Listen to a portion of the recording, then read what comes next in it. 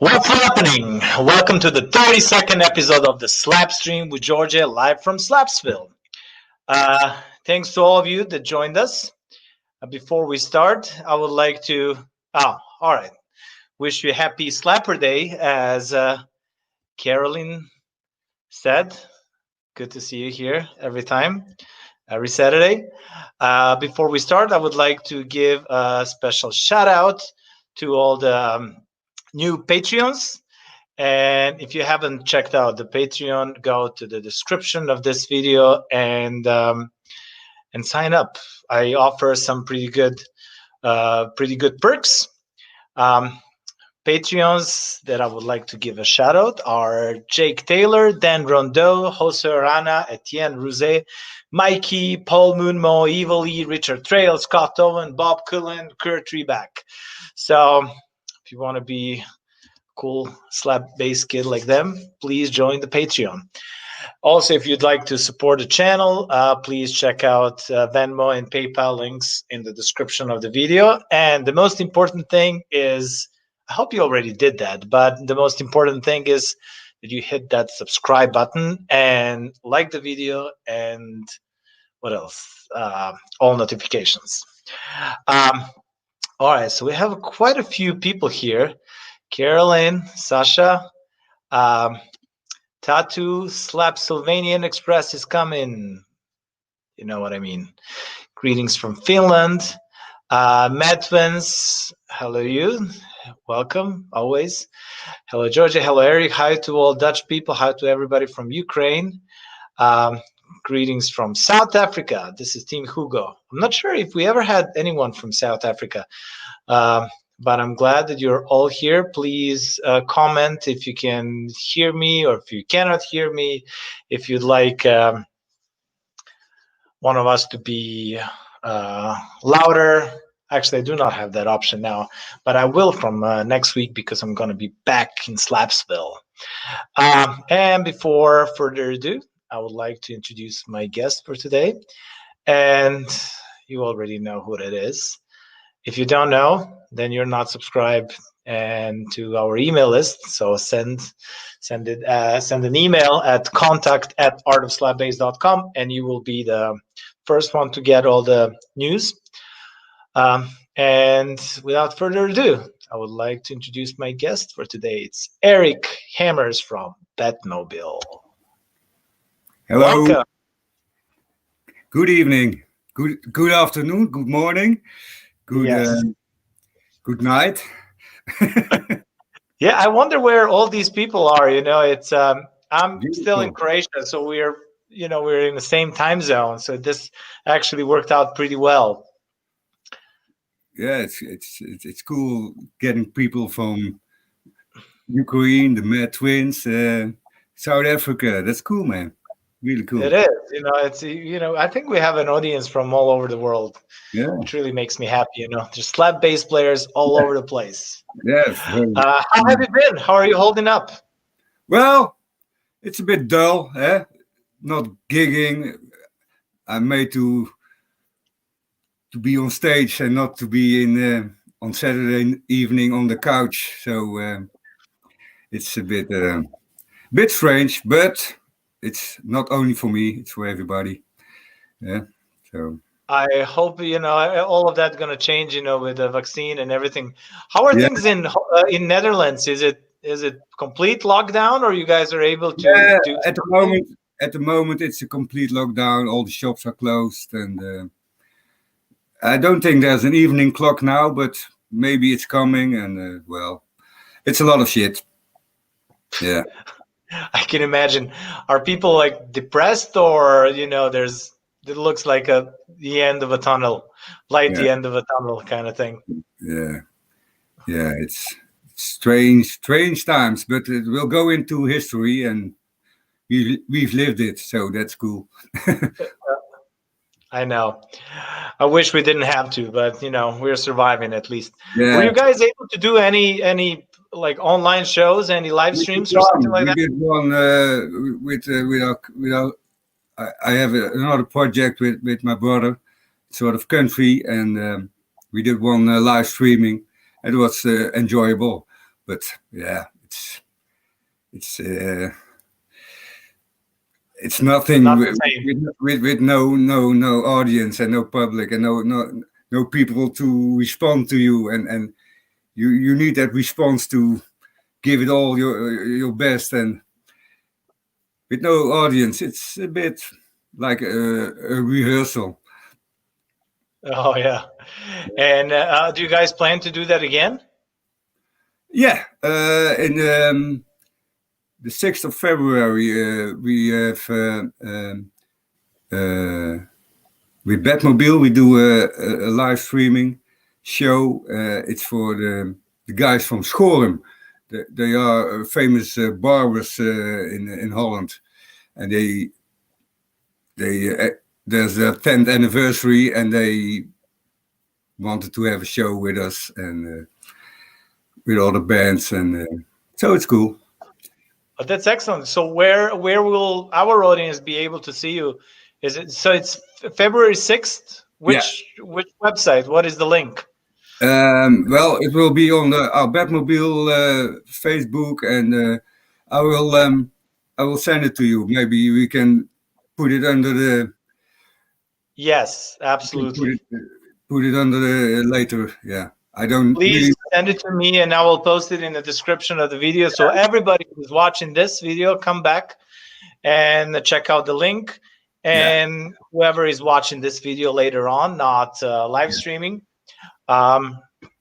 you'll be able to click on the link and go to see the show.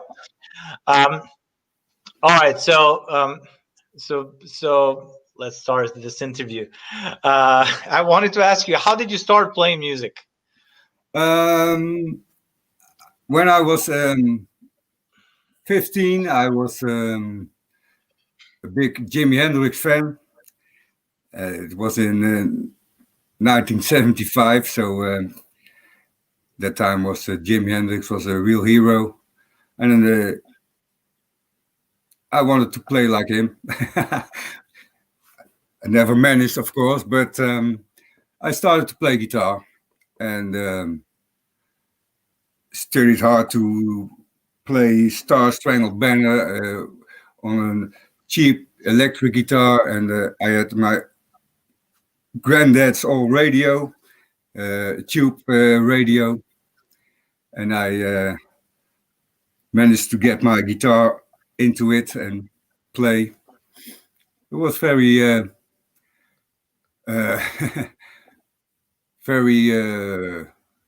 very nice to do, but a lot of practice. My mother was going crazy to hear the same out of tune tunes all over again and again and again. But well, I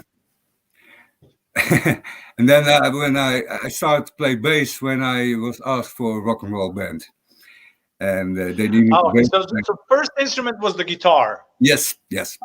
Were you playing in any bands back then? Yeah, the sort of punk band, sort of.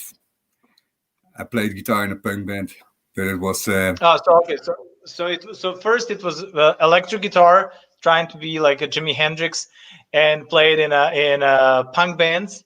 Yeah. Then you. So do you remember what was the name of the band? What was the name of your first band? It's called Black and the Deckers. Oh, okay. What does it mean? It's a brand of tools.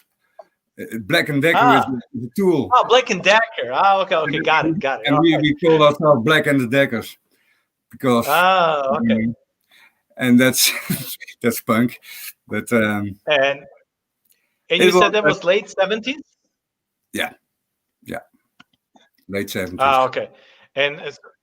And when did you start playing upright bass? When we started after two rehearsals with Batmobile, because I played bass guitar first, that one. I played that one first, and after our first rehearsal, we found out that we need a double bass and not a electric guitar, electric bass. So I could a friend of mine had one, a double bass in his just as a decoration thing, very cheap bass, and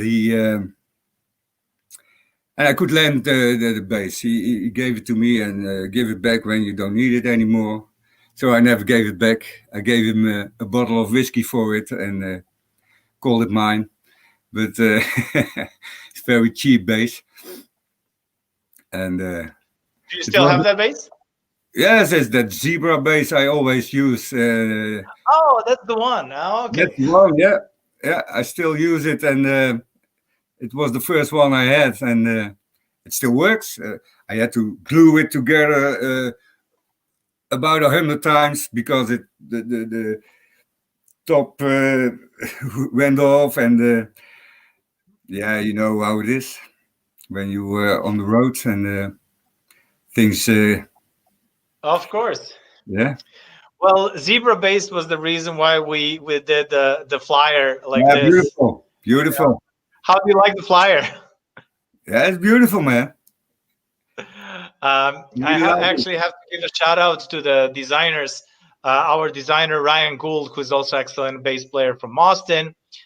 He did that, and Fernando for Argentina, he helped out, and then the video that we did, a shout out is to Nikki Lugoshi, and Nikki actually has also zebra bass, but I think just on the sides. He showed it to me, and I think he was influenced by you for that.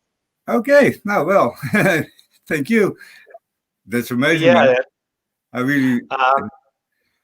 Sometimes you don't know what influence things have. You have no power over that. You never know who you might be. You make something influencing, exactly. This is the question that I wanted to ask you actually later on, but Dean Catania, he's asking you, hi Eric, when and why did you cut your fretboard? I assume he means fingerboard because there's no fretboards on our instruments, right? Did anyone influence you to do that? No. I did it after a few gigs with Batmobile in 1984. We had a few gigs, and I really struggled to keep my speed up. And well, I thought if I can reduce the tension of the strings, and that's how further you go from the comb, from the bridge, how further you go away, the tension gets smaller, and it's easier to slap. And nobody influenced me. I just took a saw and it worked for me. It worked for me. So you started doing that like at the beginning of Batmobile? Yeah. Yeah. And remind me, when did you start the band? In 83? 1983, yeah. Yeah. 1983. Oh, okay. Did you have any, how did you learn to play bass? Did you have any formal education at all? No. Well, I play guitar, and a bass has 4 strings, so that must be easy. The same tuning, mustn't be that difficult, I thought. But and then, well, as I went along, things got a bit difficult, and well, that's one reason I cut string, the fretboard, fingerboard, but it's yeah. We have another question for you. Probably going to be lots of questions. So whoever is watching the video live, please comment. You know, if you have a question for Eric, do the live chat. You have a question from Sasha. He's asking, who is older, Jaron or you? Oh, I'm 5 years older. 5 years older. Okay. So you see, you know, somebody's, you know, not sure. So you look great then. I was born in 1960. So. Okay.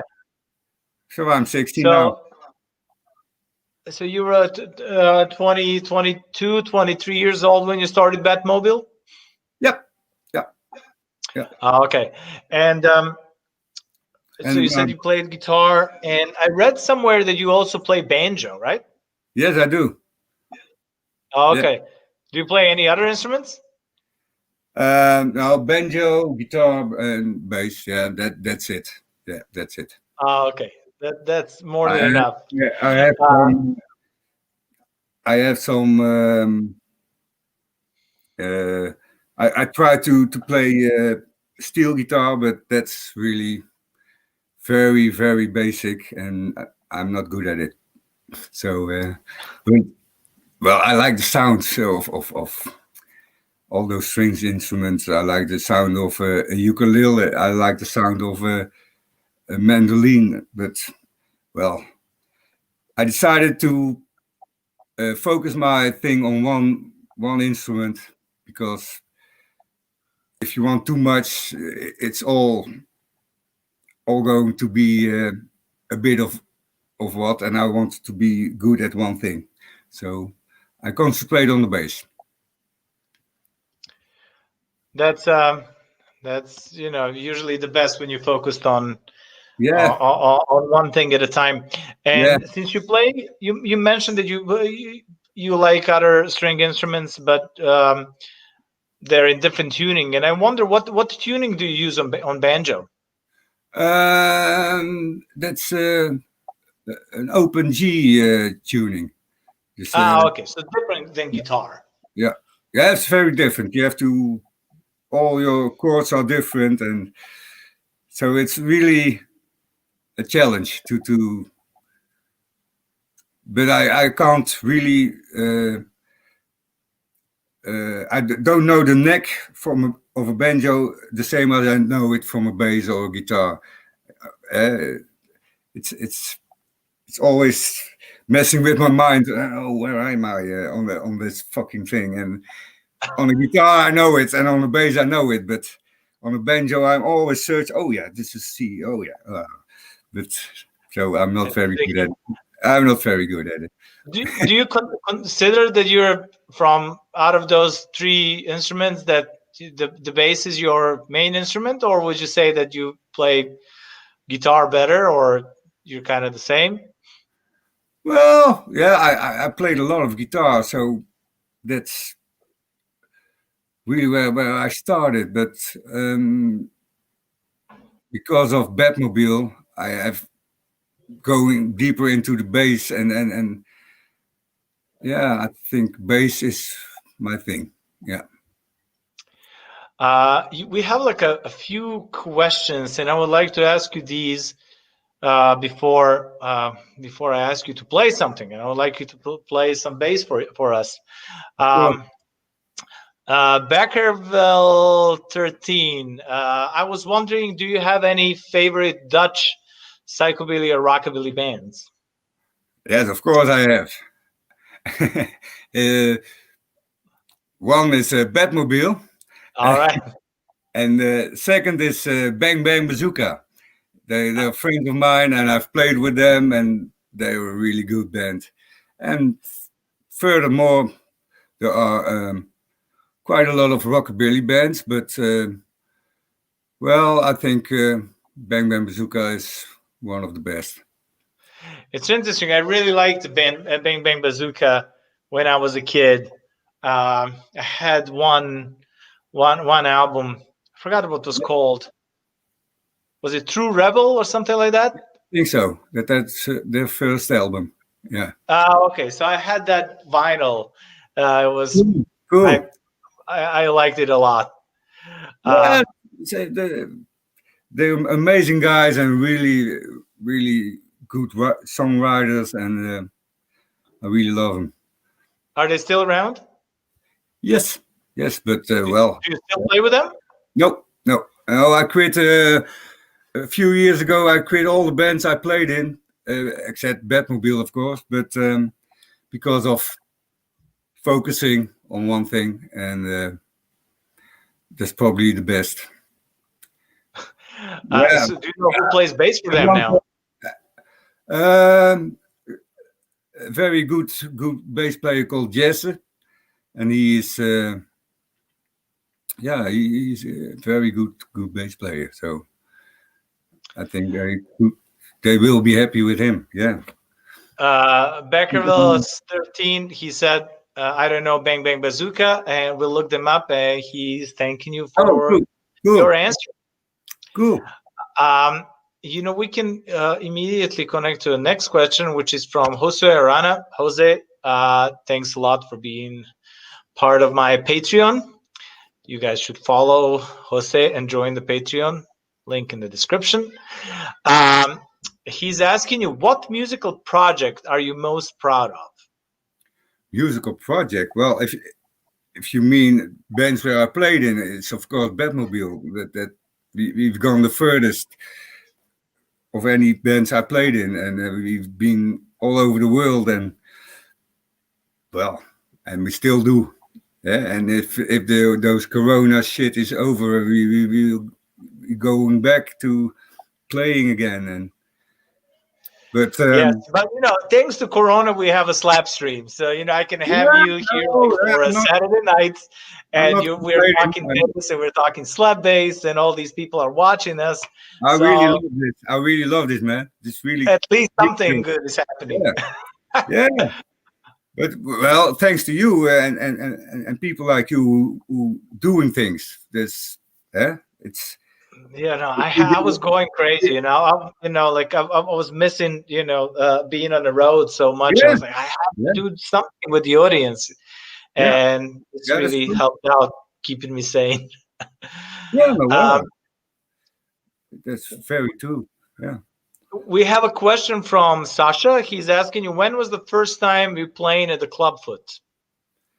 Oh, I thought it was 1986. 86? Okay. 80 or 85. I think 85. Okay. Sasha also mentioned, you can probably confirm that Batmobile was the first non-English band that played at the Clubfoot. Oh, yeah. Yes. Oh, okay. And the first time it costed us a lot of money because we brought along, I think, 9 people. Along with us, and we paid all the expenses for everybody, and we got very small money from the Clubfoot, so it cost us a lot of money, but we were so happy and excited to be there, and it was the place where everything happened on the psychobilly, so we were over the moon with it, and I bet. I can't imagine. Yeah, man, and the atmosphere was so buzzing and blah. So we were so up to go, and when we played there, we really we wrecked the place. Everybody went crazy, and the first 2 times we were not headlining, but after 3 times we were headlining, and we have been headlining there for 9, 10 times till it closed. But they were amazing times, really. Beautiful memories, and a lot of English people who are still coming to our gigs today, and it's amazing. It's I can't even imagine. I have like all those vinyls from Clubfoot, since I was a kid. Yeah. And I still love them. It seems like, there was lots of creativity on the scene back then, and then people were really excited about having something new happening and unique. Yeah, and were you going to the Clubfoot before you started playing over there? No. I never been. No, okay. So first time you went there, it was when you played. Yeah, because it cost a bit of money, and we were very poor musicians, so we had no money to go to London to watch bands. We had to work there. So and later on, have you watched? Did you go just to hang out over there, or it was every time when you played? Only when we played. Yes. Oh, okay, when you played. Let's since it's already, what time is it now? So already 8:30 or so. Let's play some bass. I would like to hear you play bass until it gets too late here, and whoever doesn't know, I'm currently in Croatia. Next live stream gonna be back in Los Angeles, but I would like to hear you play. You are in Croatia. Do you have, I don't live in Croatia, but currently I'm in Croatia for another few days. Then I'm going to Serbia for about I don't know, then I'm going back to LA. Okay. Yeah, that's I'm all over the place. thing with computers and the internet. You never know where. Yeah. Exactly, But you were in LA. I thought you were in LA. Yeah. Well, I do live in Los Angeles, but I lived for the last 17 years. I live in California, 18 years, something like that. That's good. All right, let's grab your bass, and I would like to hear you play. All right, until Eric does that, I would like to remind you guys to subscribe and hit that like button and the all notifications so you actually get notified whenever I go live and whenever I post new videos. And I promise that I will be doing that soon. I'll be way more active on YouTube. All right, it seems that Eric is ready, so I'm ready. And all right. Shall I play Bamboo Land for you? That sounds great. Okay.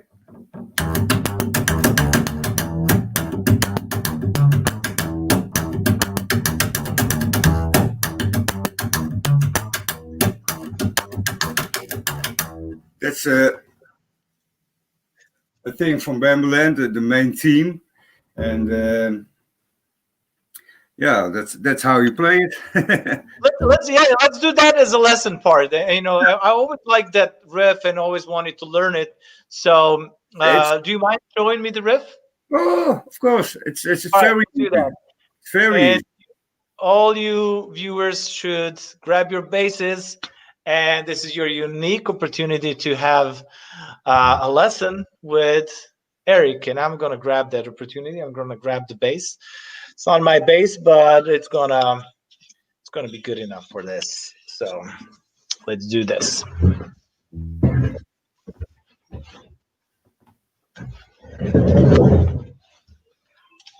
Okay.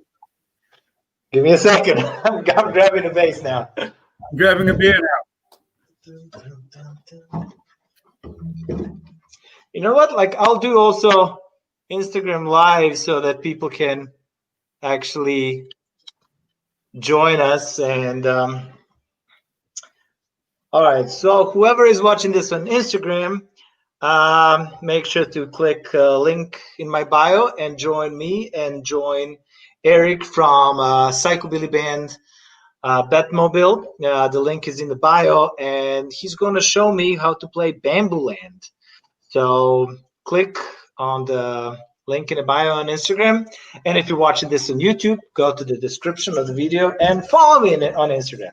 All right, so Bamboo Land, which key is that in? It's in E minor, and we start on the E, on the A string, on the E, on the Oh, cool. So you start here. You don't start here. No, we start here. All right. I really like to. Certainly in the beginning of Batmobile, I like to play on this position. I don't know why, because this is much easier. It's much less pressure, but I think the slap was beautiful, more beautiful, and the control was better than playing here for me. Slap definitely sounds better. I mean, it sounds really cool that way. So yeah, it's really. I would like you to show me that.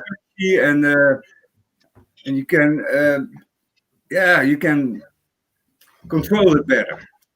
All right, let's do the slap bass lesson with ERIC HAAMERS from Batmobile. If you watch it on Instagram, go to the link in the bio. All right, so E is the first note. E is the first note, then you go to the G on the D string, and then we E again, and then we go from D sharp to E. So we have this. Okay, can you play it once so I can hear it? Oh, okay, so it's like a... That's it. Yep. All right, let me try to do it in a tempo. Okay.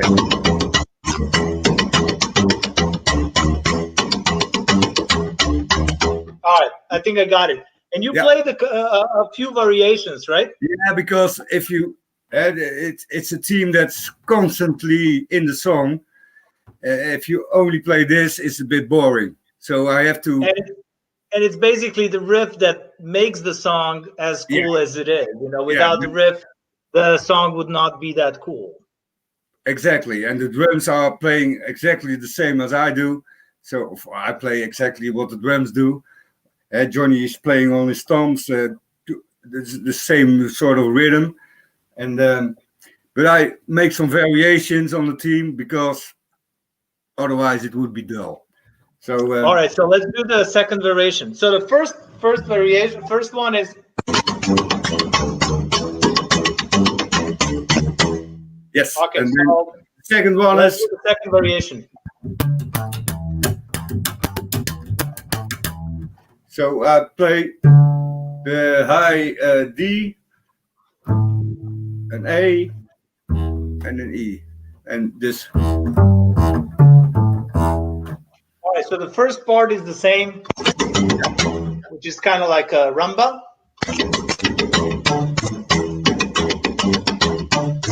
Yeah, exactly Right? that. Yeah, yeah. And the third variation is so I play again E, G, E, and then a B on the E string, and then the D. Okay, so it's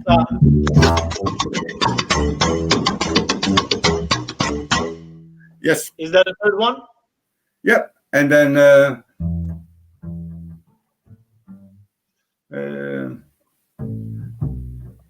yeah, you can also play it on the on the D string, but if you play it here,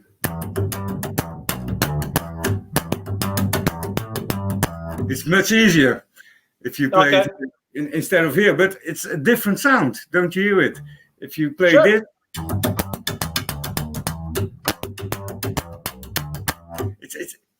it feels, I like it, yeah. I think it feels different, but I don't know what it is. Let me try to play it a few more times. For all of you people that are watching this on Instagram, I'm actually doing a live YouTube video. Go to the link in the bio and join me. So, all right, so let me try the whole thing.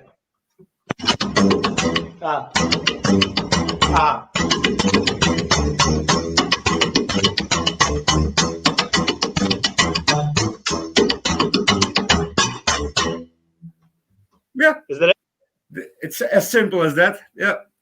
Well, I like it. The simple music is the best music. Yeah, I think so too. Especially with bass and double bass. If you make it too complicated, it goes nowhere. And yeah, I'm not. I know what you're talking about. Yeah. And, I think that you played, like when you showed this to me for the first time, I think that you played like some triple slaps at the end. Oh yeah, you can do that too. Okay.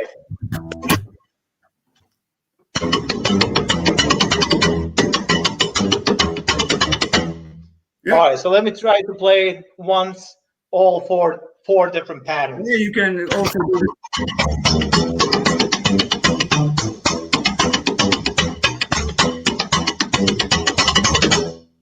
Yep, and you can also do that triple thing in the other variations. Yeah. Okay.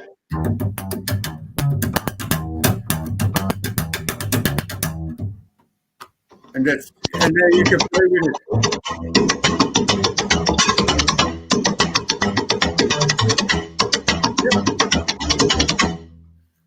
Don't have to teach you anything. All right. Thank you. I love this riff. Yeah, It's really cool. Very simple, and it works in the song, and that's It's very effective.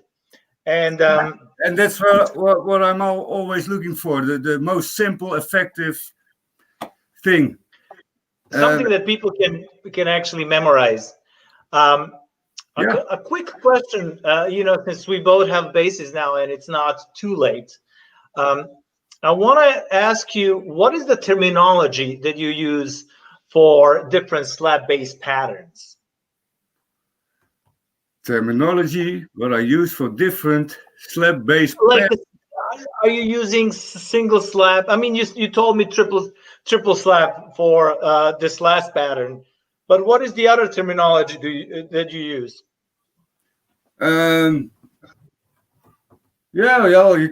You could say that this is a double slap. I would say this is a double slap, and this is just single.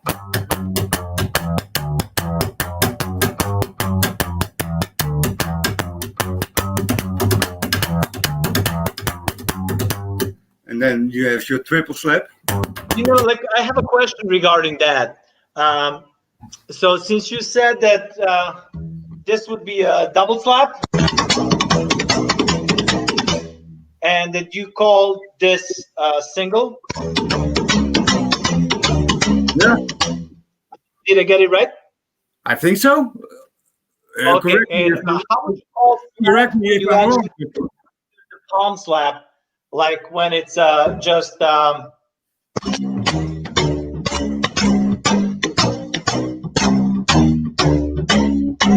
for example. Please say it again.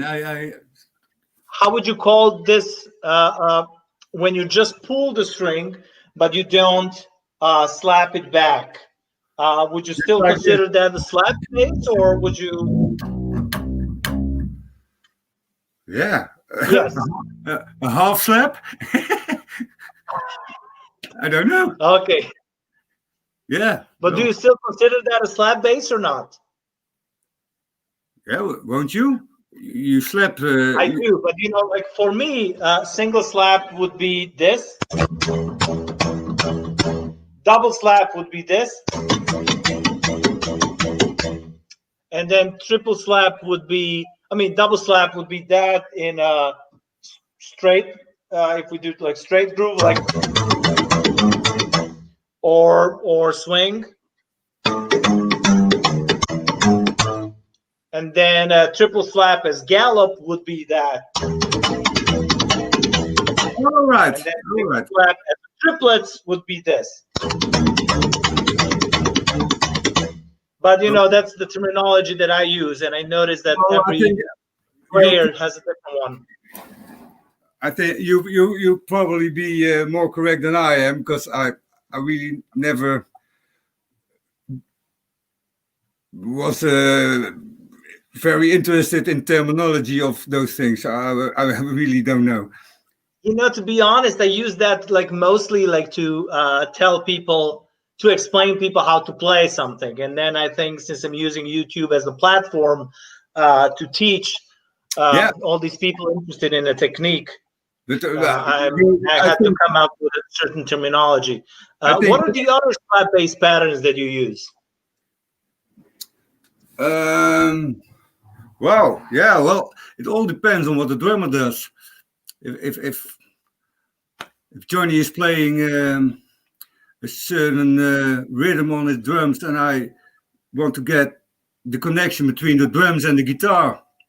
That's what I'm always looking for, to make a connection between what Jerome is doing on his guitar and what Johnny is doing on his drums, and I'm the middleman to connect those two.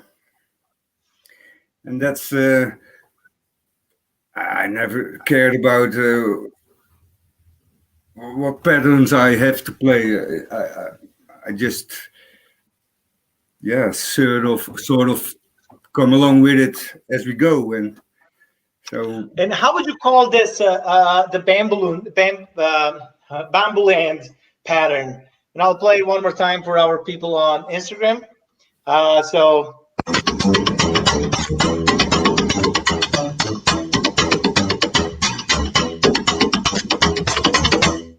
How would you call that? Join me on YouTube. The link is in my bio. But how would you call that? Yes, how would you call that? I don't know. Just a rhythm? I usually like to call this first part as a rumba because it works like a rumba.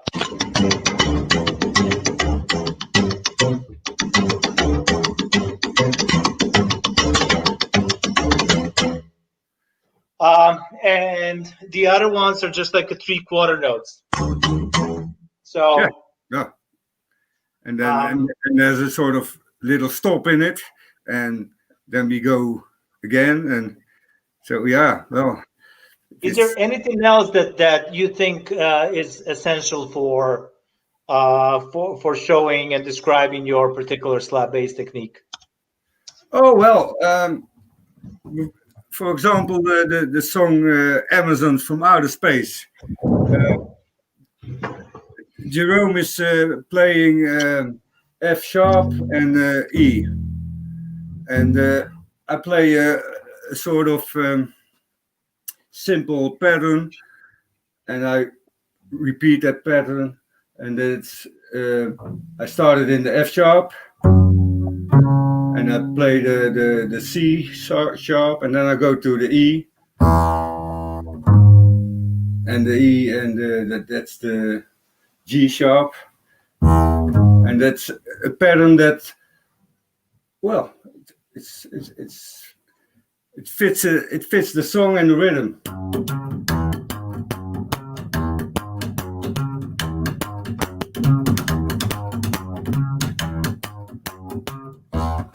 Very simple. You have the connection between the two chords, and you have the connection with the drums and the guitar. So it's very simple, but it works. And it's not an everyday thing. It's I think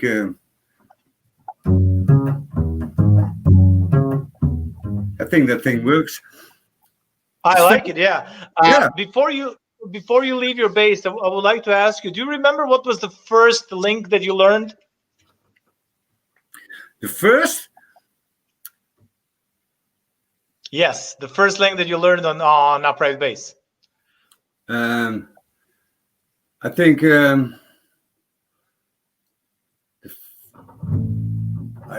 man, it's a long time ago. I think I just did this.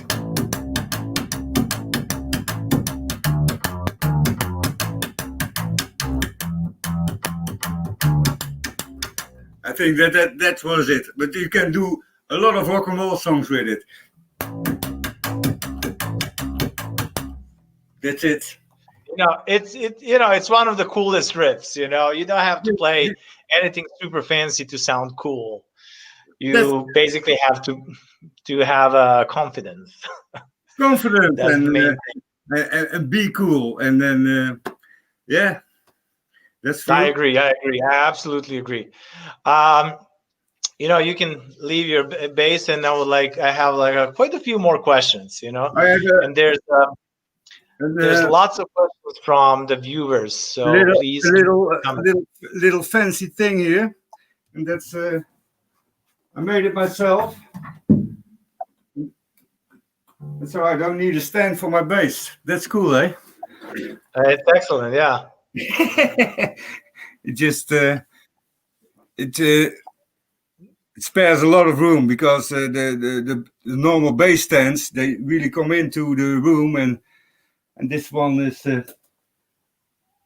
Yeah, really cool. Yes, I have a similar one that I use in Los Angeles. I made it myself as well. Yeah, you can. How did you make that thing? Like, what is the material that you used? Well, it's just an iron bar. It's I welded an iron bar on a screw, and Okay, and then with yeah, sort of locking.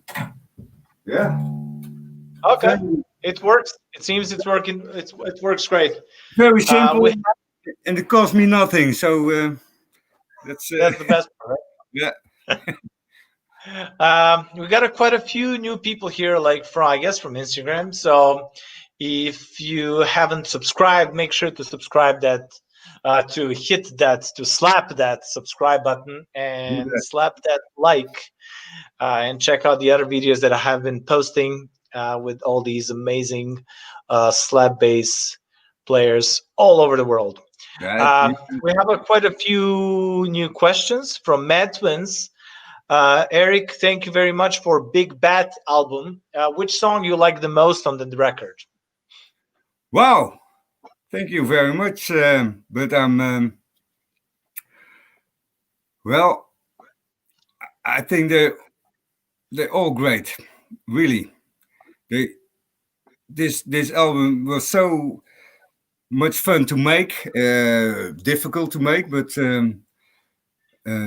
because we had to work with 9 people instead of 3, so it was a bit of a hassle. But I love all those songs. I really am very proud of this project. It's really, yeah.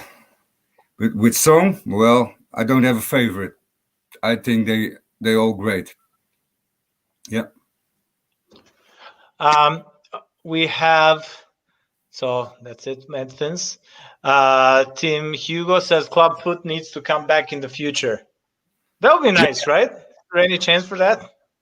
I don't think so because the whole building is gone. So the original building is gone, but we can do it Yeah, on at another place in London, but not in the in the near future because all of England is getting a lockdown of tremendous yeah, size because there are variations in the viruses and oh my god, they it's really great.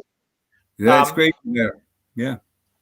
and Tattoo is also mentioning Batmobile live at Clubfoot album is great. Ah, Uh, thank you. do you remember any particular performance from the Clubfoot from other bands that was significant for you? Well, I played with Roger and the Sarnos because their bass player didn't show up when we were there, and with Batmobile we always were very very on time. We were hours and hours before we were supposed to be there. We were there, and the bass player of Rochi didn't show up, so they asked me to fill in, and I did, and it was one of the most memorable evenings of the club food for me. Yeah, it was brilliant. That sounds great. Like so you played all those songs on the spot? Have you learned them before, or how We, did you we, play it? we went to somebody's living room to rehearse some of the Okay. yeah in the afternoon, and then in the evening we got on stage and we played, and it was marvelous. It was I brilliant. bet. I Yeah. bet. Um, Sasha seems like that he knows Batmobile very well. He says, and you toured with Demented Argo and Torment after those shows in Clubfoot.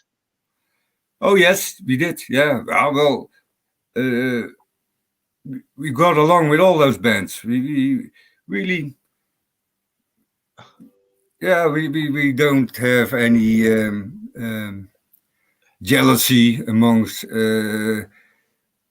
towards other bands. If somebody is doing better than us, we're not jealous. Everybody does his thing and deserves That's what he that, gets. that's the best attitude. It's funny Yeah, because whenever I have people on the psychobilly scene, I always ask like, do you have any beefs like with other bands? Is there anybody that I should not mention or this? And then when I no, talk to you, you're like, oh no, ask me anything. So yeah, you that's can. the best approach. Yeah, because Do you have a favorite psychobilly band? the favorite psychobilly band. Yeah, Uh, um, yeah. besides Batmobile. Okay. Yeah, that's difficult. Yeah, they're all good. They're all good, man. Everybody does its thing, and, and what is psychobilly really? Yeah, that's a bit of a thing for me because sometimes the early English bands from 1980 and like Roche and Sarnos, is it psychobilly? I don't know. I don't think they called it that time. The Meteors were psychobilly, the only psychobilly. So Meteors is my favorite psychobilly band. Um, and really, I really liked Rochi and Sarno's, Ricochet's, Restless is of course, the Sharks and Restless were a big influence for me when they started. Oh, cool. They started just before we did. So They did right before yeah, you. they did. Yeah, they They did. started about 81 or so. I think so. One or 2 years before us, and so when we got those records in Holland, a year later, of course, it was influence for me and for us to wow, that is a great sound. We want to do things like that, simple and energetic and simple production. We really love that, and if you listen to those albums of Ricochet, Sharks, Restless, in the early days, they played really good, and the songs were funny and lots of humor in it, and well, we love that, and that's why we try to. Of course, our big influence were the Blue Cats. We wanted to have that sound, but when we went to the studio for our first album, we didn't get that sound. We got our own sound, and that's much better. But not much better than the Blue Cat, but better to have your own sound. Don't understand me wrong. Absolutely, yeah. I think that having your own sound is the most important. Especially you want Yeah. to. I mean, if you play music, you want to leave some mark, and you want to be remembered as unique. Not you don't want to be remembered as a Hey, tribute band or a copy or something. yeah, You want to be of course. somebody special. Um, If you, Tattoo also agrees that Batmobile Live at the Club Food album is great. Dean has another question. Which Batmobile song is the most fun to play on bass? that's a good one. Which, oh, well,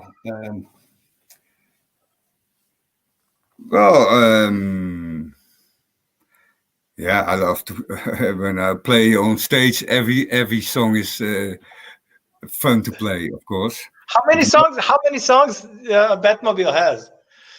Ah, without the covers, I think 170 or something.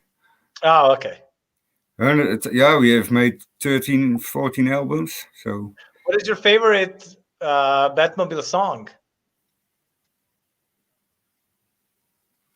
that's a good one.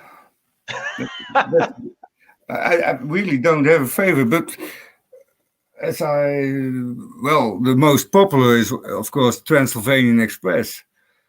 But, well, I never have been on stage and thought by myself, oh, whoa, this song again. No, no, no, no.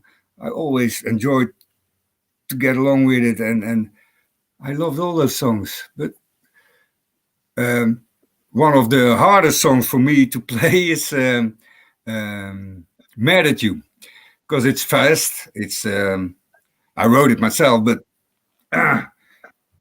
why did I do that? Because live it's really fast, and I have to sing along with it, and it hurts my fingers, and so that's the. I think "Mad at You" is the most fun song. Yeah. All right, there you go, Dean. That's the answer for your question.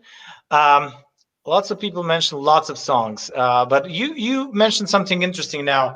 You said that you also write music, and you write for Batmobile, and you write for some other bands. I believe that I read somewhere that first music that you started writing that was not for Batmobile was for the band Penguin.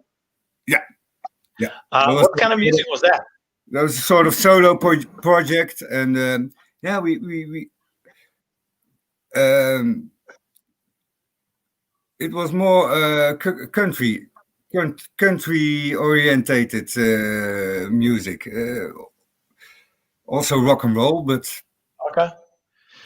And what is well, the process when you write songs for Batmobile or for other bands? How everybody has its own thing, somebody starts with a riff or a melody or lyrics or whatever. So what is your process? How do you write songs? there is no real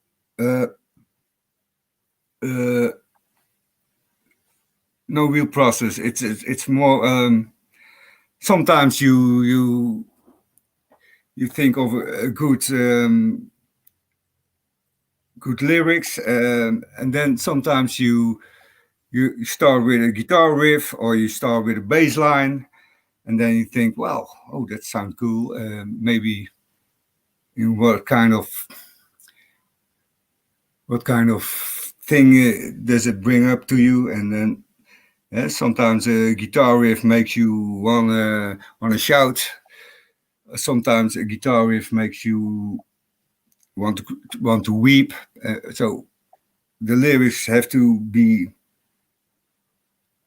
with that. And sometimes you have a whole page of lyrics where you don't have a melody on yet, but the rhythm of the lyrics dictates some rhythm, so you can figure out on the.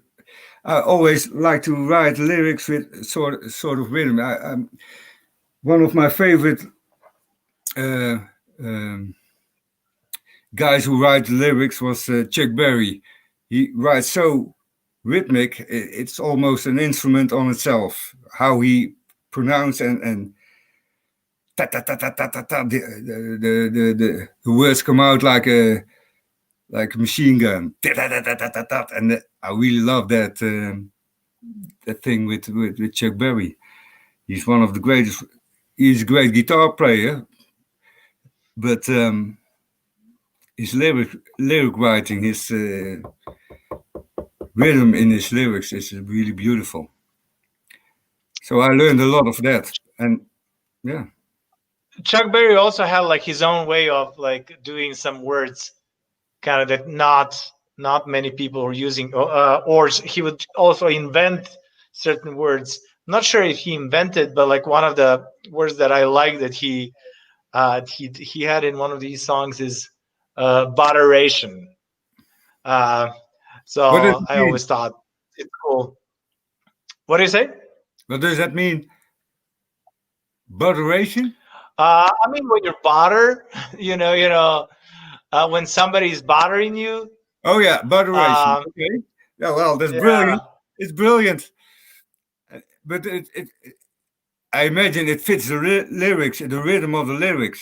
So he had to put that Yes. station after it, and I really love that. That's cool, man. Yeah, botheration. It's in a song, "Too Much Monkey Business." Yeah, well, that's one of Um, the. I always thought it was cool. that those Um, lyrics are like a machine gun. It's yes, really, it's. So was he one of your influences for Batmobile as well? yes, of course. Oh, And like Link Ray on guitar is a big influence for me because how he simplified cool things. Link Ray is a master of cool, but so simple. But because he played it, it was cool, and how he played it, and yeah. So Link Ray is he had an attitude. He had an attitude, and it definitely sounded cool. Lots of people were trying to copy him, but not many people were able to copy uh, him. So I would like you to still be focused on your songwriting. So you've been writing for how many songs have you written for Batmobile? I don't know. Yeah, well, the What are your favorite songs that you wrote for Batmobile? well, the most songs I wrote for Batmobile are in the early years, and well, Transylvania Express, Married You, Bad Attack, uh, well, and then Bamboo Land, Ice Rock, and etc. etc. But it's the past. The latest albums, my brother wrote the most songs, and lately Johnny is writing songs for the first time, and that's really cool because he has a totally different angle to make songs. So that's really nice to see. He writes really cool songs, lots of humor and a twist. And I've been a bit on dry seat lately, but it will come back. Okay. Yeah. Yeah, lots of people say like, this is a perfect time. All you musicians have are not on the road, so you have time to write songs. But it's really hard to find inspiration. Inspiration, it seems like it. How Yeah. are you with that? Yeah. Well, exactly the same. Yeah. I Yeah, you need some. not many artistic people are very productive No, during the pandemic. no, exactly. But only my brother is. He writes songs like never before. He is. Yeah. Jerome is. Is he watching us? Like, I was expecting some comments here. Is he watching us or not? I don't know. I don't know. I I know he's making a lot of publicity for it, Yeah. more than I do. But maybe he's watching. But I will. He's But this is not going to go away. It's not only for now, eh? We No, can no, no. This stays on watch the it same later. on YouTube forever. I want to make sure that all these, This is future never generations. going to go away. Yes, I don't plan to. As long as my channel is around, it's going to be on it. So, yeah, I'm just having like a more and more ideas how to promote Yeah, slap bass. I also have a website called artofslapbass.com. And all you bass players should go and check it out. I yeah. did lots of interviews on that platform and then wrote like a fair amount of articles. But I figured out that the video format might be better for most of the people these days. And then it seems like it's working pretty good. So I think that I'll do this for a while. Might go back, whatever. You guys can tell me in the comments, but in the under the video, not in the live chat. Like, let's keep live chat for No, questions yeah, for Eric. And also, I forgot to mention, we have YouTube is finally allowing me to have super stickers and super chats that's under the live chat. So check that out if you want to have your comment featured. Um, so there's lots of questions. I'm not sure if I can get through all of that. Sasha says my favorite song is "Come of the Neighborhood," and then Tommy says like play Bat Attack. Michael says Killer Crew. Nikki Lugosi says Slapping Suspenders. Mad Twins please play Sex Rays. Uh, and then so there's like lots of questions. So do you feel like slapping your bass a little bit more now? Oh, of course, no All problem. right, let's see. But I mean, I want to play like all the time. So choose yeah, whatever you want. which one did they want to hear? So there was lots of suggestions: Sex Yeah, Rays, Sex Slapping Race. Suspenders, Killer Crew, Bat Attack, Scum of the Neighborhood. Make a medley of it. Oh, that would be the best. Batmobile medley, and then um, and you make it one long Batmobile song. Even kijken, Slapping Suspenders. Oh ja, Bad Attack is this.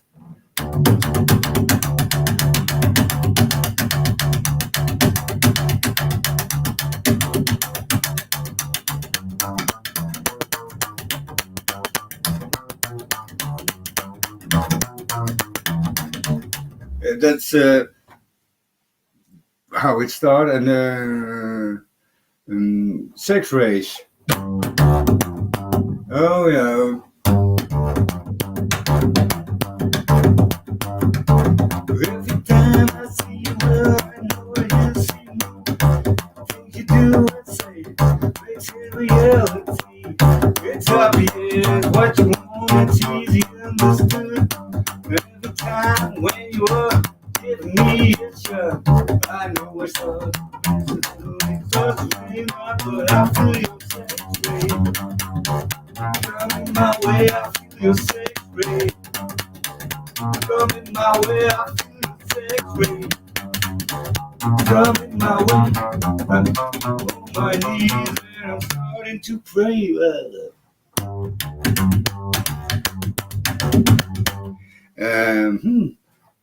Slapping Suspenders.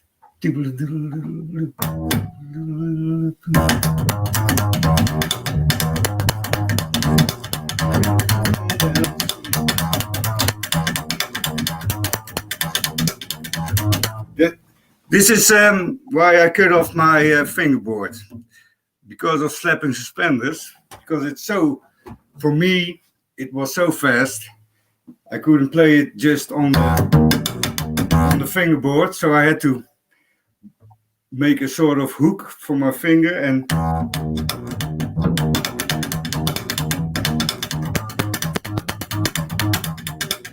it was easier for me. And so everybody has his own thing.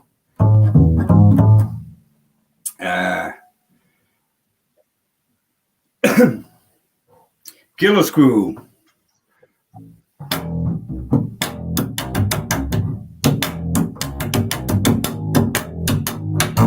No, that's not it. Oh, Killer Screw, I don't play it. Jerome plays it on stage.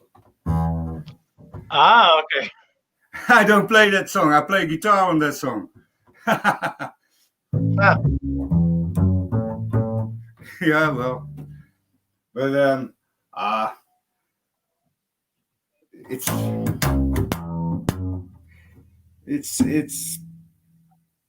been a love-hate relation between me and her, because she hurts me and I hurt her, and I love her. Thanks so much for playing. People are super happy. Let me see. Dean is asking you, do you like to sing and play bass at the same time? Well, it's a lot of it's hard, because I'm getting a bit older and bass playing is a very physical entertainment, and singing also. So I really love to do it, but not a whole set. I wouldn't like to be the lead singer in a band and playing bass. No, it's very very hard. I like to. And I like to do what I do now with Batmobile. I play a few songs, Love Disease, Sex Race, and I like that. And then I can step back and give Jerome his room. Yeah. Meds Twins are asking you, please tell us how you wrote Sex Race and how did you create those cool rhythms between bass and drums in that song? Oh, okay. Well, I know I started with the lyrics, and in that time I also had the chords and the way I would like to sing it, and I thought I don't know what came first, if I had the guitar rhythm or that Johnny played his drums, because Johnny is a very creative drummer, and he played. I think he played. Well, maybe this one fits, and so we in a rehearsal room we always play together, and maybe this, maybe that, maybe we can change the rhythm there, and we all three of us think about a song like that and try to make the best of it. So I think Johnny came up with the rhythm, and the word sex race, I just imagined between people the sizzling thing. What makes somebody so attractive to you? So, and yeah. You mentioned Johnny. Sex race He is asking you if you can say a funny story about Johnny. Every story about Johnny is funny. Of course, I can tell a funny story about Johnny, but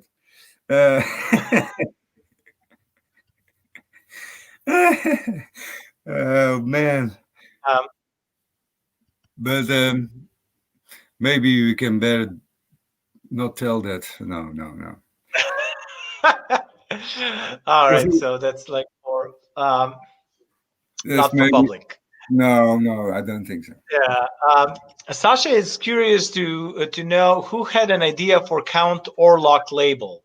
I think that it was Johnny and our sound engineer Eddie, and our sound engineer is traveling with us also from the beginning. So that was really cool. We always with the four of us on the road, and Eddie knows exactly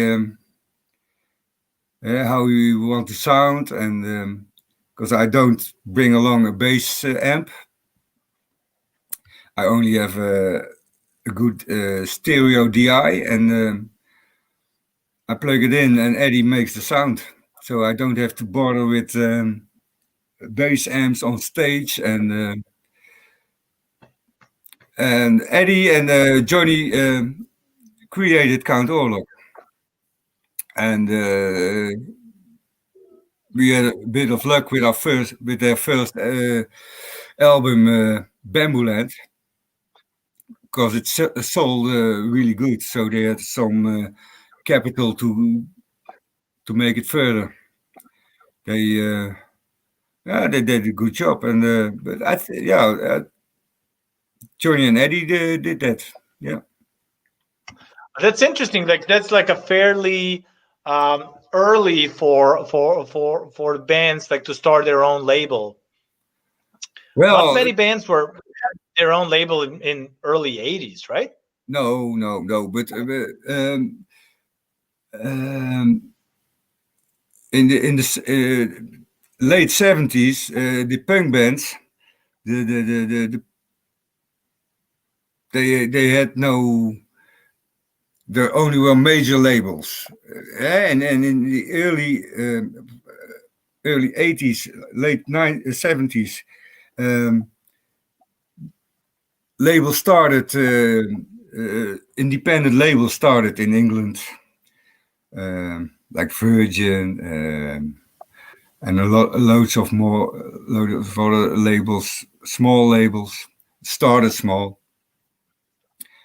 Uh, that whole punk attitude was a do-it-yourself attitude.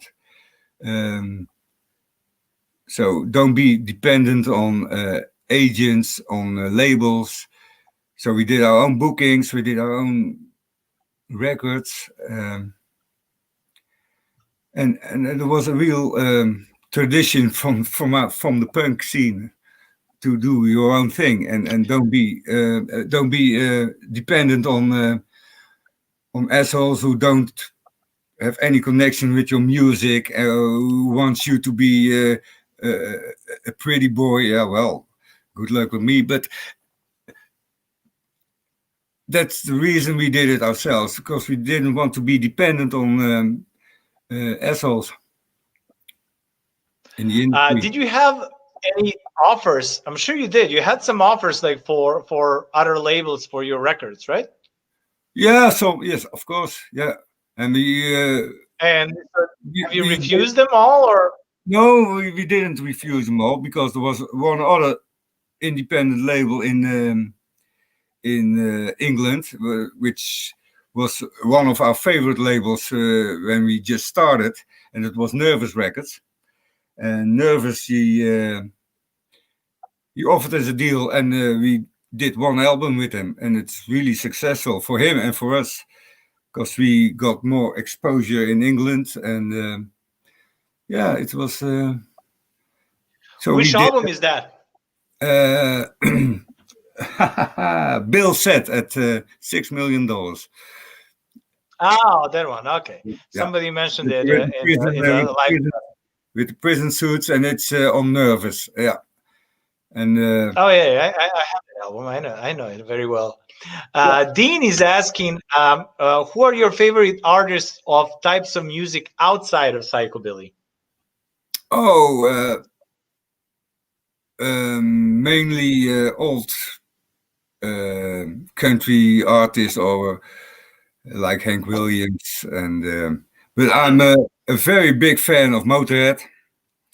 The last 15 years, the only gigs I go to was Motorhead. If they played in Holland, Oh, really? Wow. yeah, or if they played in Holland or Germany, I went to it with some other fans and friends of mine who are crazy about Motorhead. So that was my one of my big influences. Of course, the old guys like old like Link Ray, Chuck Berry, all the old surf kings like Dick Dale, and what I really appreciate was and that's also an open door, but the Johnny Cash American Recording Series, from beginning to the end, it's so beautiful. So it's such a great production. How those fragile voices of Johnny Cash were captured, really beautiful. Um, yeah, I'm discovering new things and Is new. Johnny Cash the one that was the first guy that mentioned word psychobilly as a psychobilly Cadillac, right? I think so. Yeah, and maybe the Yeah. Okay. meteors picked it up from that. But I think that's the first time the phrase was mentioned. Yeah, Oh, okay. I think so. Um, I don't know when the song that's was. interesting. Is it did meteors like took that term from Johnny Cash? Is that what you said? Maybe I don't know why they where Okay.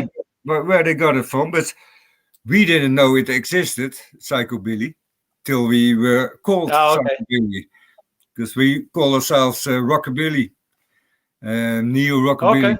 Yeah.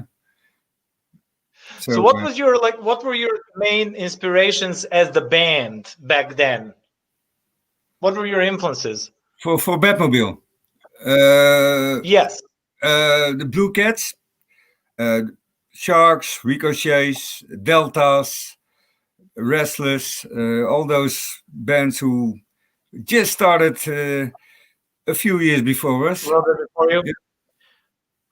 How about the Stray Cats? Were you ever influenced by the Stray Cats? Yes, but it was a totally different sound. Of course, we love the Stray Cats, and it made us. I think the whole uh, revival of rock and roll was initiated by the Stray Cats in the '77 or something. I think. Oh, later on. I think that they started. It started in 78 or 9, Yeah, but first single was 1980 and first album 81, I think. yeah. But they were, yeah, fucking shit up. They were really, it was really amazing. When the first time I saw it on television, I was, it's wow, those guys are cool, and I really loved it. And I bought their first albums. Of course, I bought them. They were brilliant, and but sound-wise, we were not that influenced by them because it's very American sound, and the English bands sounded different, and they sounded more, well, not. Uh, Although the Stray Cats used an English producer for their first record, Dave Edmunds, but the English bands had a different sound, and we wanted to sound more like that than the Stray Cats. Yeah, I always wonder like how big of a influence those guys were back They then. are. Tony mentioned that Batmobile is my favorite psychobilly band. When this pandemic is over, I hope the Batmobile will come to Finland. Of Do you go course, to Finland fairly often, or? we've been there quite a few times, yeah, and Okay. it's amazing. It's a lovely country to play. The people are amazing. Yeah, we've been there a lot of times. So I hope I we think can. that Finland is great for our type of music. When I played there with Tiger Army 3 years ago or so, I think that was the fastest sold out show for us outside of SoCal. It sold out in a few hours or something, and it was a decent sized venue. Um, Yeah, I love Finland, and I played there with my old band Fish Tank Ensemble as well. We played like Romani music. We also had great audience over there. Tonino Adelini, he says, "Hello, Eric. Batmobile smashed it in Milan in 2017." yes, we did. Wow, man, that was that was really good. Yeah, we didn't. You remember that show? I remember that very well. Yeah, because it was one of the. Well, it was 20 years ago we played there, and so it must be. Yeah, we don't play a lot of in Italy. We play more in Finland than in Italy, and I really love to play in Italy because the fans were so great and the food was great too. But that show was really special because it was sold out really quick. things that don't happen too often to us. And the atmosphere was so brilliant, and it was buzzing, and the roof was going off. And yeah, that was a good show. I hope we can come back. We all do. Yeah. Somebody asked if you have any. I mean, do you still have anything like booked? Did you guys started booking already, or you're waiting for everything to be over No, first? of course, we had a lot of shows from 2020 transferred to 2021, but maybe they will go to 2022. I don't know when it, but we have a few shows on the wait, but we don't know when we can do them. It's It, yeah, everything is so unpredictable. It's so crazy. yeah. You can't. Dean is asking. I mean, I guess you answered that question already. When will Batmobile tour the USA? When we tour the USA, well, we never toured the USA. When will you? I don't know, because I mean, I guess we don't know when we're gonna tour anywhere in the world. So. No. Oh man, I wish I could say tomorrow, but we don't know. Yeah. Maybe this So year. what are you doing during the pandemic? How are you entertaining yourself? Do you have other jobs? I have an odd job making hot sauce with a friend of mine, and I will show one of my products in a minute. We make hot sauce, and that's very funny to do. Beside that, I rehearse with my brother with our new project. It's also just the three of us and playing sort of country, and I play bass guitar. I'll be outside a lot. I read a lot, and yeah, I drink a lot because what else do you want to do, eh? Kenny says, I have the first Batmobile record, one of the first bands to really listen to the upright bass on. Great slapping ERIC HAAMERS. Oh, wow. Thank you. We were talking about your style, and you said that you like to play a little bit higher on the fingerboard with your left hand. Where does that come from? Well, sometimes the intention is a bit greater than. I will give you an example.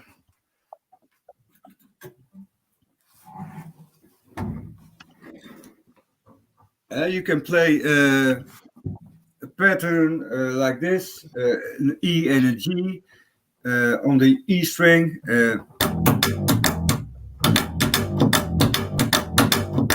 But you can play it also like this.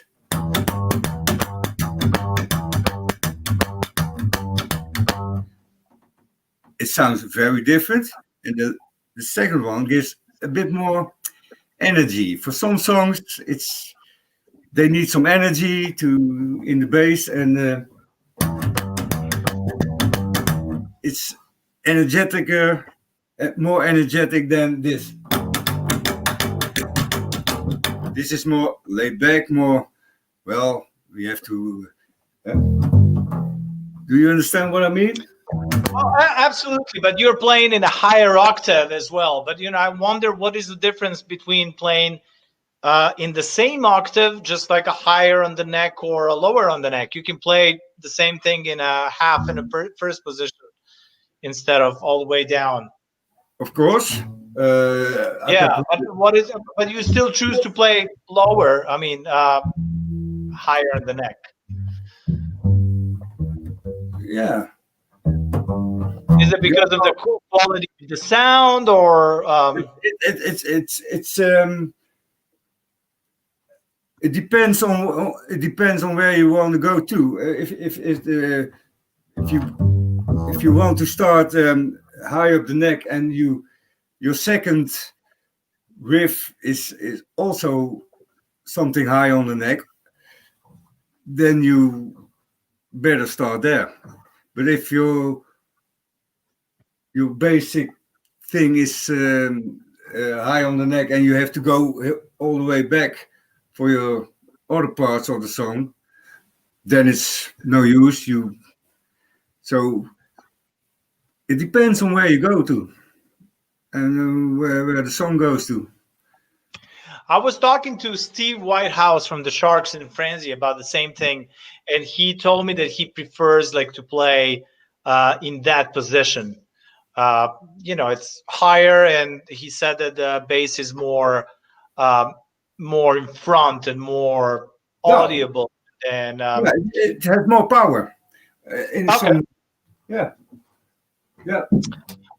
So was Steve Whitehouse an influence as well? You mentioned Shark as an influence, but the Sharks, of course. Yeah, Steve is, of course, he is an influence because he was one of the first psychobilly slap or neo rockabilly slap bass players I heard. I never saw in that days there was no internet, so you had a record and hey, what is he? And you were imagining. And he's imagining very how. And that first Sharks album was the bass of Steve was very prominent in the mix and very loud slap and so of course that was an influence. And I just didn't know how he did that, so I figured out how I can some sort of do it myself. But yeah, well, Steve is brilliant. He is. I'm glad that he was also a guest of the Slapstream. I don't know for how long I'm going to be doing this, but originally I wanted like, all right, maybe I'm going to do 10 episodes or something. Yeah. Now it's 32 episodes, and I have lots of people on the list that I want to feature. I'm number 32 or 33. You are 32nd. 32nd. Okay. Yes, and then it's great. I mean, I do like a fair amount of research and then prepare for all these and promotion and thanks to all these viewers. So if you're watching this and you haven't subscribed, make sure to subscribe. Hit that subscribe button, slap that like, and hit that all notifications. And if you'd like to support the channel, please check out the Patreon in the description. If you want me to continue, do that. Let me go through the more comments. So since Sasha is there, did you play electric bass on Welcome to the Planet Cheese?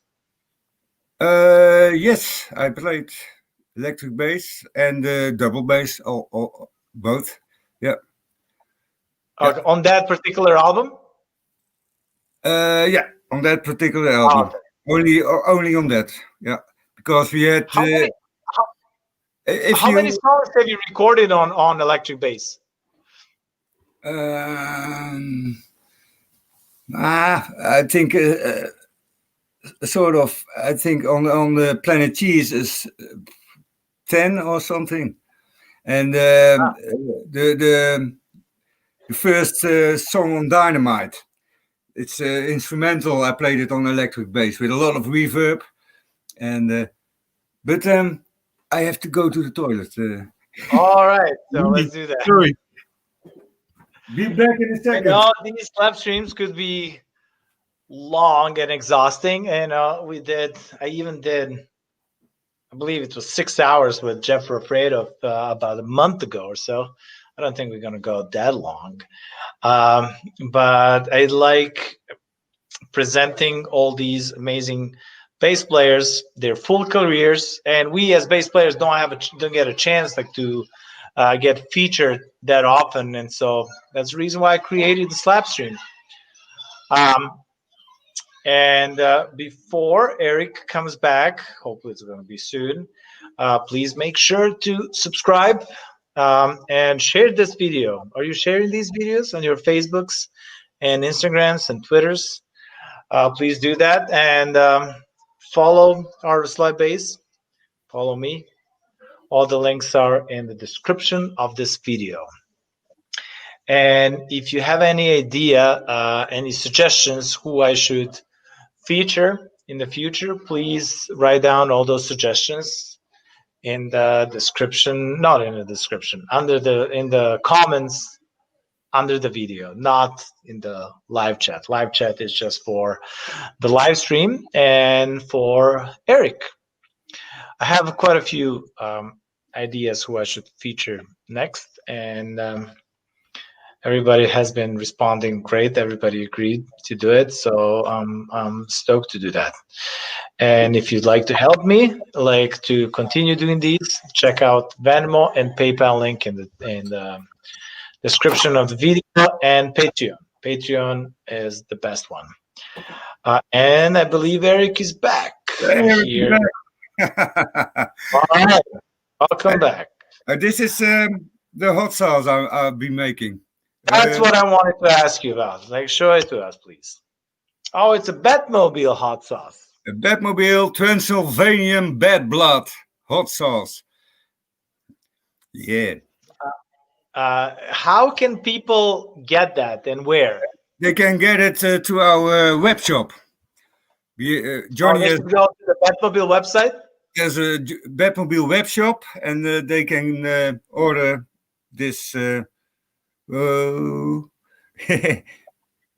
Transylvanian Bad Blood.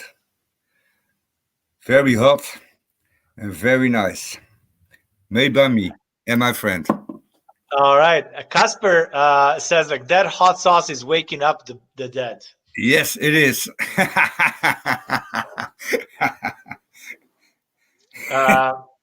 And Kenny says he wants to try some. So Kenny, please go to Batmobile web shop and get it. A quick question about, like, since you mentioned the sauce looks great, it looks cool. I wanted to ask you about your merchandise. Who's doing your merch? Who's doing those designs? The designs are from different people, but Johnny, our drummer, does our designs of our web shop, and he sells the merch and the t-shirts and he constantly is trying to make. So different artists are doing your designs. Yes. Yes. Okay, I didn't know that. You know, I always liked the Batmobile t-shirts and merch, and I thought it was maybe, you know, a couple people that you're using more often, because I can see that like a particular style that I guess works great.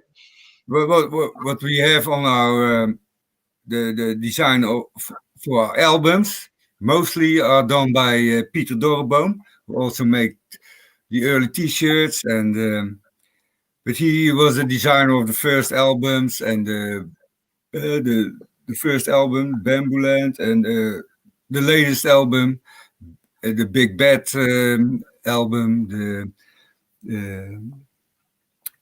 Brand New Blisters. But we have also some other artists from all over the world who made beautiful things, and yeah, why not? How do you find them? Do the people like approach you about it, or you like a certain style and then? Mostly people offer themselves from, well, I have this idea. Is it something for you? And then we decide if it's cool or not. Yeah. Oh, great. Yeah. You know, I plan to start doing some merchandise for the Slapstream live from Slapsville, and I'm really excited about it. I got like a couple of submissions, and I'm excited about it. I was never taking care of merchandise, but with this project, I really feel that I should do it. It has like a cool flat theme. If you look at yourself and you have a favorite band, and because I never bought a T-shirt from another band. The only band I ever bought a T-shirt from was Motorhead, and I still wear that shirt, and it's the only band shirt I wear. But you know how I always loved Motorhead. They really had like a cool merch as well, and then it's. But you know how important it is for the fans to have something.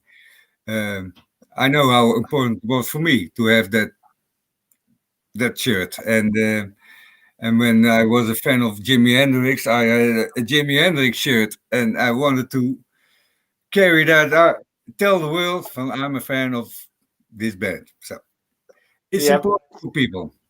I know, it's great. And I'm glad you're mentioning Lemmy. I have like only good memories with him. Man, and I remember that back then, when I played with him, which is now over 10 years ago, like Jaron asked me, like, hey, tell him that we covered his songs, and I remember that I told him about it. I thought that was cool. They were like, you were probably the first like psychobilly rockabilly band that was covering Motorhead, right? Nobody else did it before you, right? I don't think so. No. Yeah. I don't think so. I know that quite a few people did it after, but I don't think that anyone did it before. No, I don't think so. And Mad Twins are asking you, how it was to be a musician in the 80s in Holland? Was there many clubs, gigs, and audience for the band like yours? Well, it was, there were a lot of subsidized clubs. There were a lot of bars, and there was a lot of audience in the early 80s. It was quite a big psychobilly, rockabilly scene where we could, and we played every weekend. Sometimes 2 or 3 times a week, all over Holland. There was quite a big circuit of places where we could play, and not. So it was a big rockabilly, psychobilly scene back then. Yeah. Oh, cool. Yeah, I didn't know that. Halfway the 80s, so 85, 86. It was really. Because in England it was already a few years older, and it went over to Holland, and guys picked it up, and maybe we did our part in it to promote it. Well, you definitely did, yeah. And how's the psychobilly scene now? Very small, yeah. Very small. Yeah. Young people. I don't think they ever heard they don't know what a double bass is or a guitar, or young people, I don't know where they listen to, but not to psychobilly, I think. We have quite a few people commenting about your actually designs. And Tatu says, I have that Bat Attack shirt designed by Vince. Yeah. Batmobile has coolest shirts. Oh, that's one of the very beautiful shirt. Yeah, and Vince. Bat Attack. Yeah, and he did more. He did more. Very, very, very good. Yeah. Vince.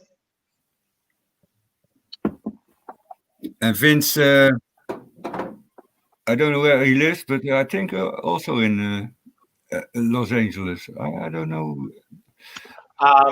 Mad Twins are asking, please tell about Peter Dorenboom art.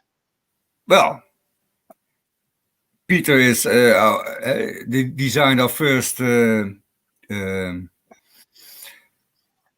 our logo. He designed logo as well. Yeah, he designed the logo. Oh, okay.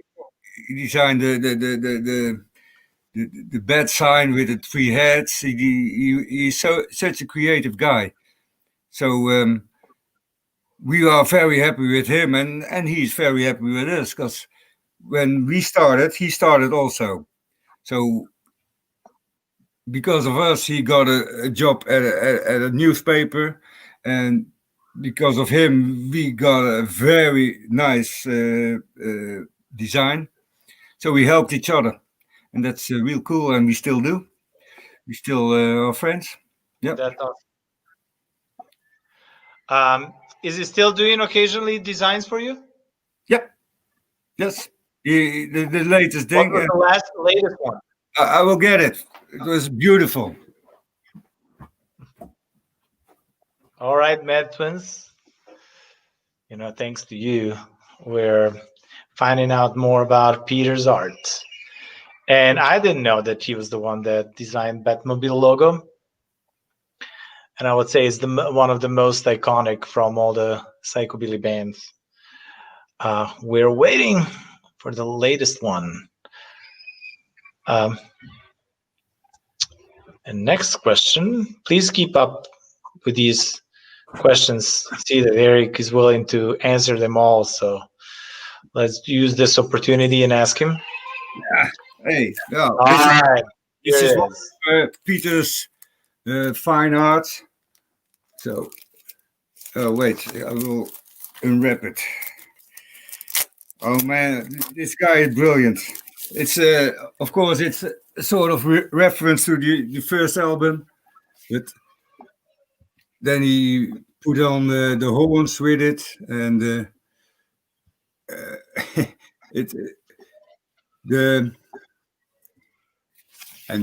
backside, all so fucking brilliant.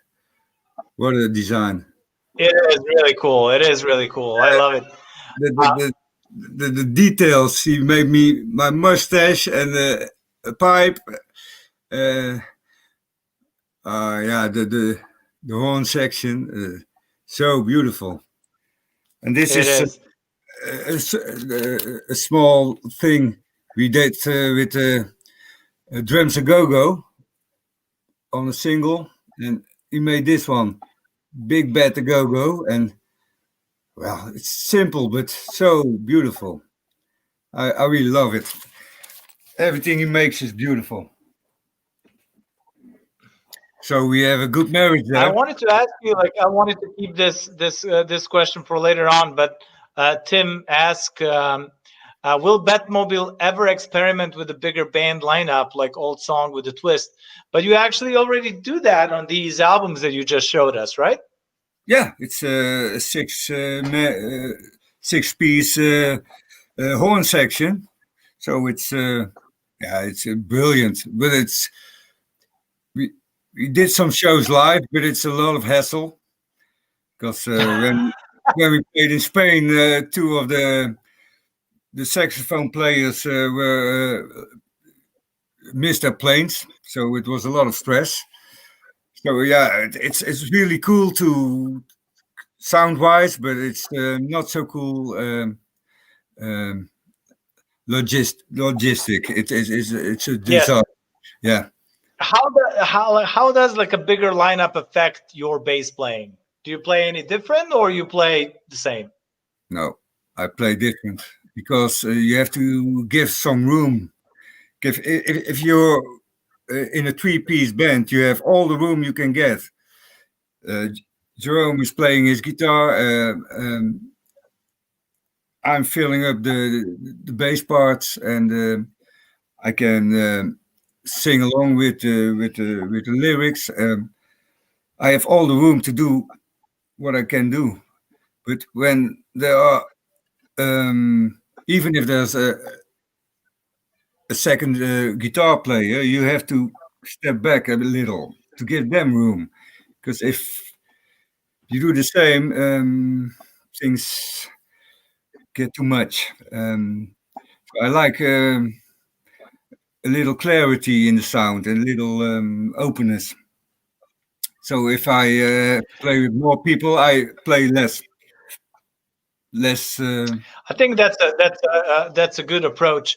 And when you play with more people, you say you play less. Do you mean slap wise, or you mean note wise, or you play, or you have a Both. more I will make it everything more basic. More basic. more basic Yeah, less. and Less. less busy? Less busy. Yeah, you have Okay. to. And what was the inspiration for that particular project? I think the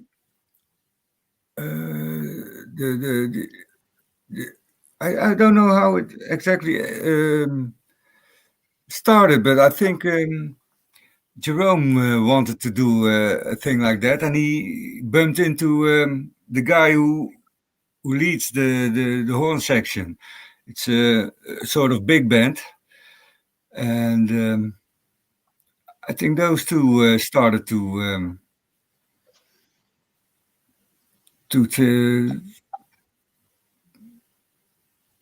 so yeah, I really don't know how it really started, but when it started, it was So it wasn't, like a neo swing and all the horn section that came up no. like in the 90s. We Was that didn't. We an didn't want. influence at all? We didn't want to do like the Brian Setzer Orchestra or something like that because, well, he does it already. Um, and so we just wanted to add something to the sound of Batmobile, so but then I realized, well, I can't play the same. I can't play the same bass on even if it's an old Batmobile song. I have to change my bass because I have to give room to those horns. So you adapt your And do playing. you mostly play Batmobile songs with that No, project, or you write different we had, songs or covers? we had two old Batmobile songs and 6 originals. We new songs and uh, and one cover. The Okay. Drums a Go Go is a cover, and Okay. yeah, and the rest are originals and 2 old songs And you previously. have you have one album with that project, right? We have one, yeah, an 10-inch album and 2 a single with 2. Okay. Yeah, so it's Uh, and it's all only on vinyl and of course streaming and yes, but, and all of that. Redback Lounge wants to know how or why did you choose and find the name Batmobile? oh, that was quite a it was quite easy. The first name we had. Uh, uh, oh yeah, the first name we thought of was Vince Venom and the Shaking Sweethearts. I think it was. So that didn't sound well. And then we were rehearsing in my old bedroom in '83, and Johnny was playing with a dinky toy, and it was a Batmobile, and he was looking at the in the side and hey, why don't we call ourselves Batmobile? And Jerome and I thought, well, that's cool. That's a really cool name. It's short. You can remember it. It has speed in it. Good name. So it was a dinky toy, and Johnny. Lemmy was saying, since we talked about him, um, Lemmy was saying like how like he always liked bands to have a name with one word. Oh, he always thought that was the most effective and I think right so. to the point. Because But with a name like a Batmobile, you probably have problems like like promoting certain things or finding URLs or stuff like that. It might be hard. we had in the, I think it was in the late 80s, DC Comics wrote to us to, Oh, really? yeah, we had a letter from them from that we had to be careful with using the name Batmobile and on T-shirts and things like that. But then they saw how big we were and they didn't bother because it was no competition for them, and so we got a letter. We wrote, well, we just small band, and they didn't bother. So So that, you did answer to them. yeah, that was it. Oh, okay. You No, answered to them and they haven't responded. no. So it was Okay. well. Be careful! Don't use our name. And then we're so small, nobody knows us back then. And cool. And I never heard, and we never heard of it again. So Okay. for them, it's nothing. They're so Yes, big. I always like the name. I think it's really cool. Yeah. We talked about your bass playing and about your particular style and all of that. Do you ever teach? I tried 2 times, but yeah. Well, my students didn't like it, I think, because after 2 times they never came back. So I don't know what I do wrong, but I can teach, but no, they never came back. Um, Still owe them some lessons because they paid in advance. So maybe he's watching now. Maybe it's time to come Yeah, back. maybe it's time to come back. Yeah, Were you taking any bass lessons? no, never. Never? Okay. No, You see, I'm the opposite. I started playing bass and then I was learning lots of things by myself, but I wanted to go to school. And then, the circumstances were like that. And then I was going to, bass school for, I think, about 14 years. 14. And I think 14 years I went to school for bass. Something like that. Well, yeah, maybe 15, something like that. But for classical and jazz mostly, and I think for me it was really helpful. Yeah.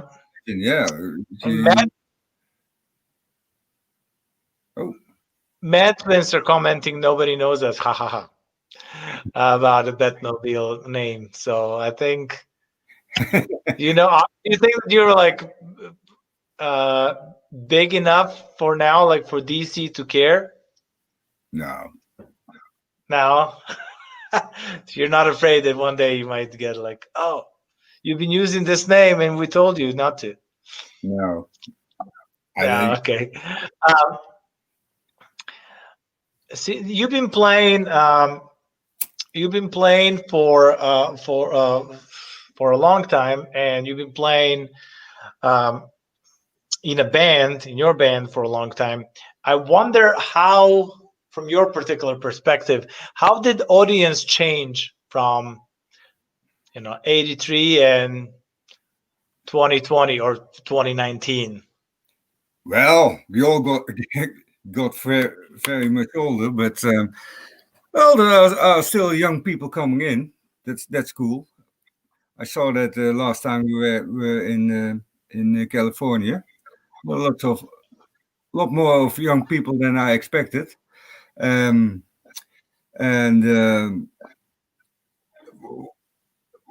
what changed were the tattoos. When we started in '83, and you saw a pit, and everybody has his T-shirt off, and everybody was white or black, but there was no tattoos, and Everybody in was blank. blank, blank, Everybody was blank. No no, pictures. no pictures, and if you see them now, they all blue, so it's very funny. Uh, yeah, that's a big change. So the whole tattoo thing, and it wasn't in '83. Only sailors and prisoners had tattoos, and now everybody has them. But Do you think that that whole thing like is kind of started with a whole stray cats, rockets type of thing? You know, the tattoo culture in rockabilly, or no? no, I don't think that. I think the whole world is. I mean, who hasn't got a tattoo? Every football player has sleeves, and everybody has tattoos. And but I don't. yeah, I don't. I have a very small one, but it was I made it in 1980 or something. But I don't have any more. No, because yeah, well, if everybody's got them, it's nothing special anymore. I think. That's kind of how I feel about it too. Yeah, yeah. What do you think about a psychobilly scene now and rockabilly scene now? Well, it's still there. Don't think it will go away. I I can't imagine it ever being as big as the metal scene or something like that. It's always be underground. It will always be very small, but worldwide, and that makes it for us worthwhile to keep going and go to Finland and Japan and America and Germany and Belgium, and we want to, we want to play everywhere, and I think we can still do that. Yeah, Yeah, that's the best part of being musician. You know, our all these opportunities for us like to play all yeah, over the world yeah, and get paid for it, and then meet all these wonderful people and fans, and then realize how influential our bands can be, our yeah. music can be. That's amazing. Besides, It's amazing. besides Batmobile, you played. I'm aware that you played with the Penguin, Cactus Cowboys, Gecko Brothers. What is that? Tio Gringo, the Gringo. other band you mentioned? Yeah, that's. Okay. Have I missed anyone? And Bang Bang Bazooka. Have I missed anyone? I don't think so. No, that's it. That's it. Okay. So, The new, what's your the favorite new project besides Batmobile? well, the latest one is what I'm doing with Jerome now, my brother, and Mark, the drummer, and that's a sort of, yeah, we play our own songs, but it's sort of country based, slow songs and beautiful songs, um, and that's what we have been doing since the lockdown.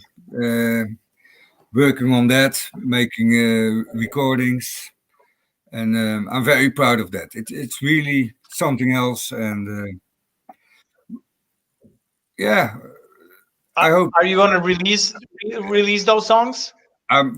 Yes, we I think next year or the end of this year, when it's appropriate to release something and promote it right away, because we, like with the Big Bad album, we released it in August, and Uh-huh.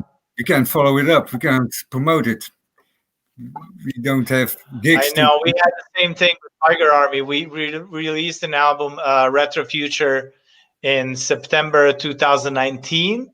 We just did one tour in Europe, and some shows in SoCal, and and Mexico, and that was it. Our whole 2020 was supposed to be full. We're supposed to headline Pineda psychobilly meeting, Yeah, and nothing happened. It was pretty yeah, pretty pretty sad.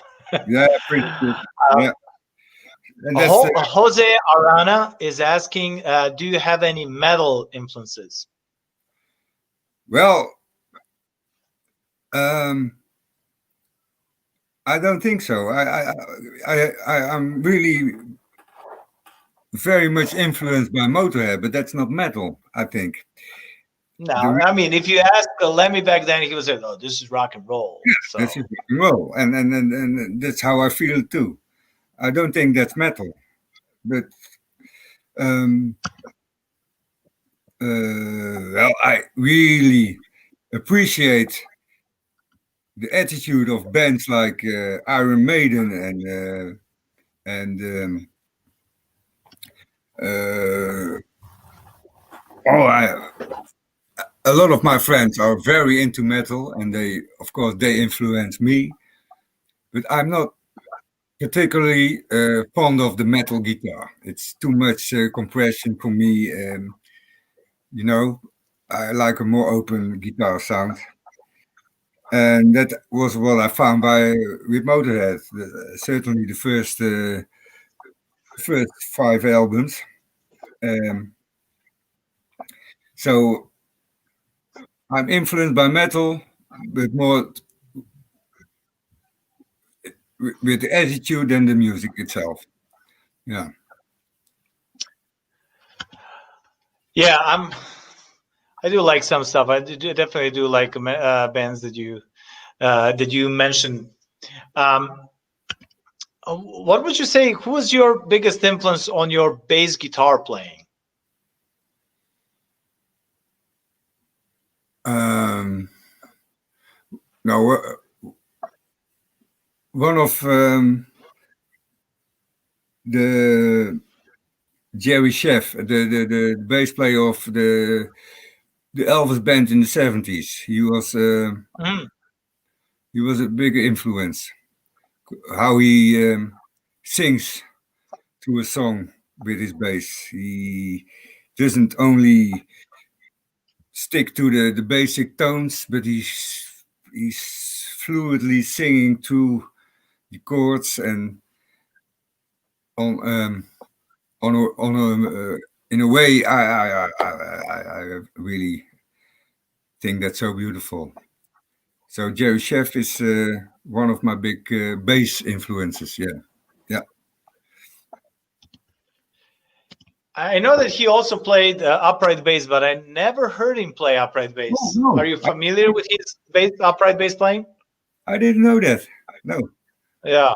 So I I'm wonder if now when you mention his name, I'm thinking like I know that he plays upright, but I don't know if I ever heard him play that. So, but, and but then I wonder like, does he slap? yeah, but what I sometimes do with a Batmobile, a new song, and we have a sort of chord progression. And I don't know really what to do with a double bass on it. I take a bass guitar and try it at home to, because you can much easier find your patterns and things. And then I translate it back to the double bass to so I have a sort of pattern and then okay, I try that on the double bass. But I first try it on the bass guitar. So you get it easier and you can jump easier to other styles or things. So I use them both to influence each other. And who would be your main influence on your upright bass playing? um,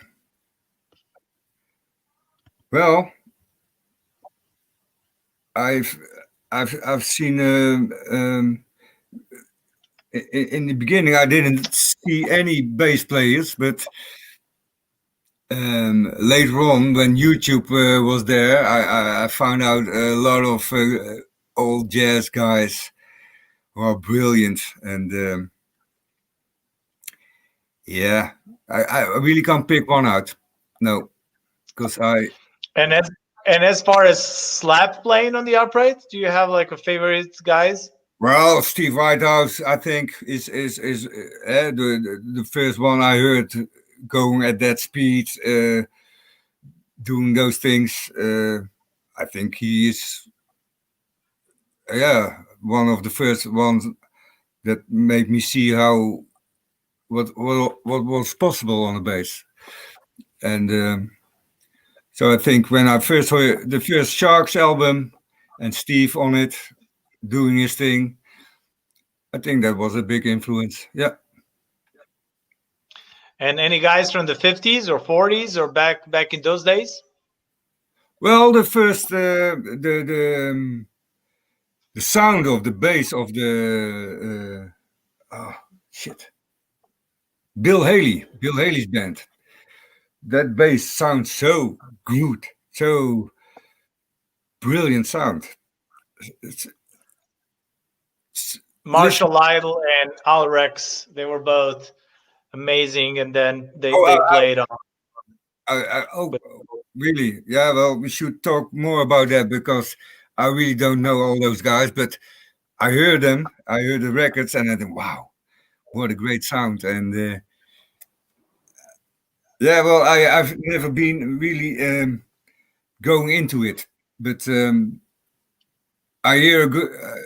I appreciate it when I hear a good bass. So and You know, Marshall Lytle and Al Rex were both amazing, very influential, and it's interesting. Like usually, people always talk about Marshall Lytle because he played on Rock Around the Clock, um, but Al Rex was the one that played before Marshall Lytle, and he's also the guy that played uh, after Marshall Lytle, which is interesting. okay, And I actually had the chance and pleasure, like, to interview Marshall Lytle for the website, this one, Art of Slap Bass, okay, and I'm glad that over 20,000 people saw this. wow, So whoever is interested to find out about Marshall Lytle and all this cool early slap bass style can read about on the artofslapbass.com. Actually, Eric Marshall was so kind to answer like 50 questions of mine, and he was still in the hospital after doctors amputated his leg, and he well, answered all these questions oh to me man, that I had. But you know how it is, like I'm doing all these slap streams that are hours long, but there's like so much information that I want to find out from all these players, because as you know, like not many major bass or major music media are interested in upright bass slapping, so I kind of feel certain responsibility to do this. yeah, well, man, uh, doing great, doing great. um, so yeah, I want to be focused a little bit on your on your slap style, but before we do that, do you mind playing a little bit more? No, no problem. But what shall I play? Whatever you feel like it. This is a show about you. I want my guests to be happy with this Yeah, well, presentation. I'm a happy customer, but I really don't consider myself that special that I can throw out some new style things or the It's only not thing. about new styles. There's a reason why while you're here, I always carefully pick my guests, and with each of the guests, there's a reason why everybody's on Um, the slap. um, I can explain why normally the fingerboard goes to here. All And right. no, well, I cut off this piece because if you pull your string here or here, you can see it. This goes easier. If I do it this goes very easy. But this, if I do it at the bridge, it's much more tension. So this is easier. And since I never saw a double bass player in my life when I started, I figured out, well, I have to make a sort of hook with my finger when I want to go fast. And well, when you see other people play, that's not necessarily so, but I do it. And so like Transylvanian Express, I play, of course, quite fast, and that goes very easy. And if you have to do it for 3 minutes in a song, and you have to be steady, and you have to do it on the fingerboard, I'm not so.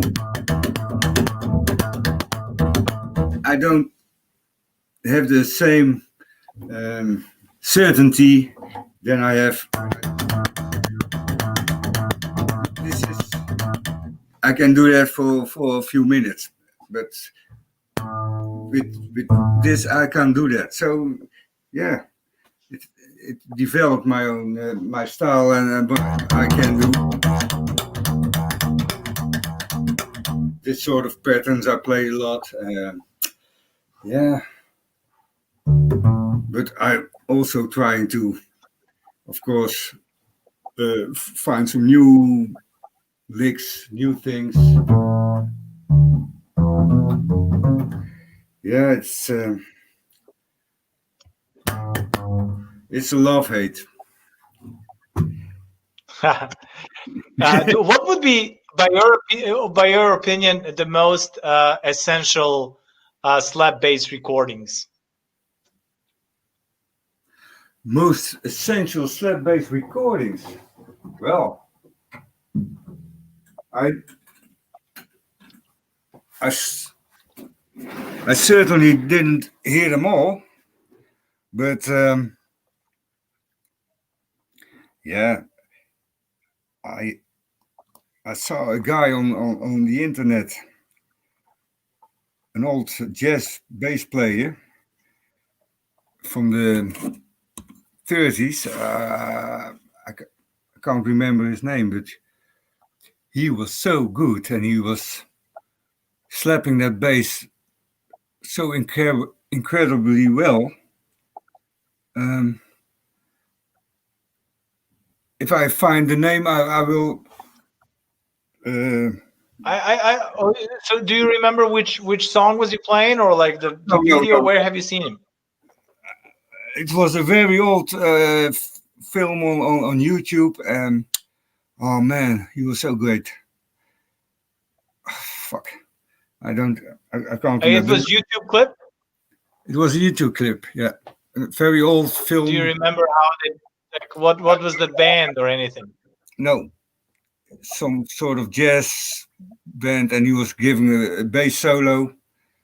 It was amazing, and just live on stage, like. Okay. I will. We will. Yeah, let me know. Let me know, and then you can also write down in the comment of the video so that people can check it out. Because I want to know about your influences and who you appreciate.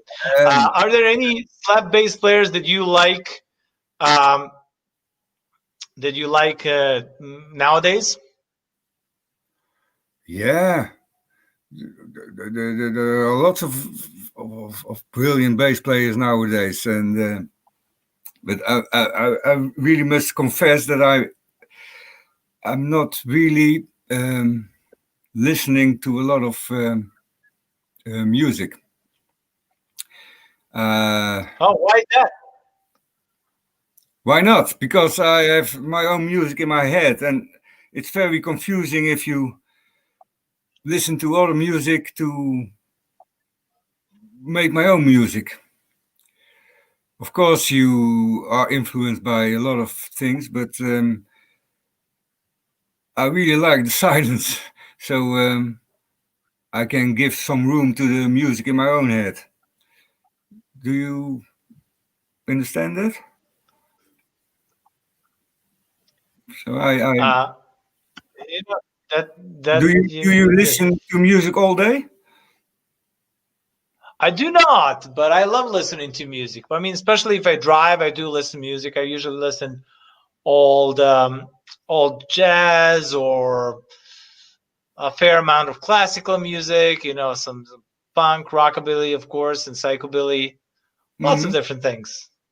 Yeah, me too. But Um, when we are making hot sauce, we have a sort of uh, Jamaican punch sauce, and we only play reggae. If we making that sauce, we oh only yeah, oh, cool. yeah. And if we play, if we Nice. yeah, if we make the Transylvanian Bad Blood, we only play Batmobile or psychobilly. And if you make another sauce, we only play Motorhead or ACDC, and Oh, that's okay. that's how we work.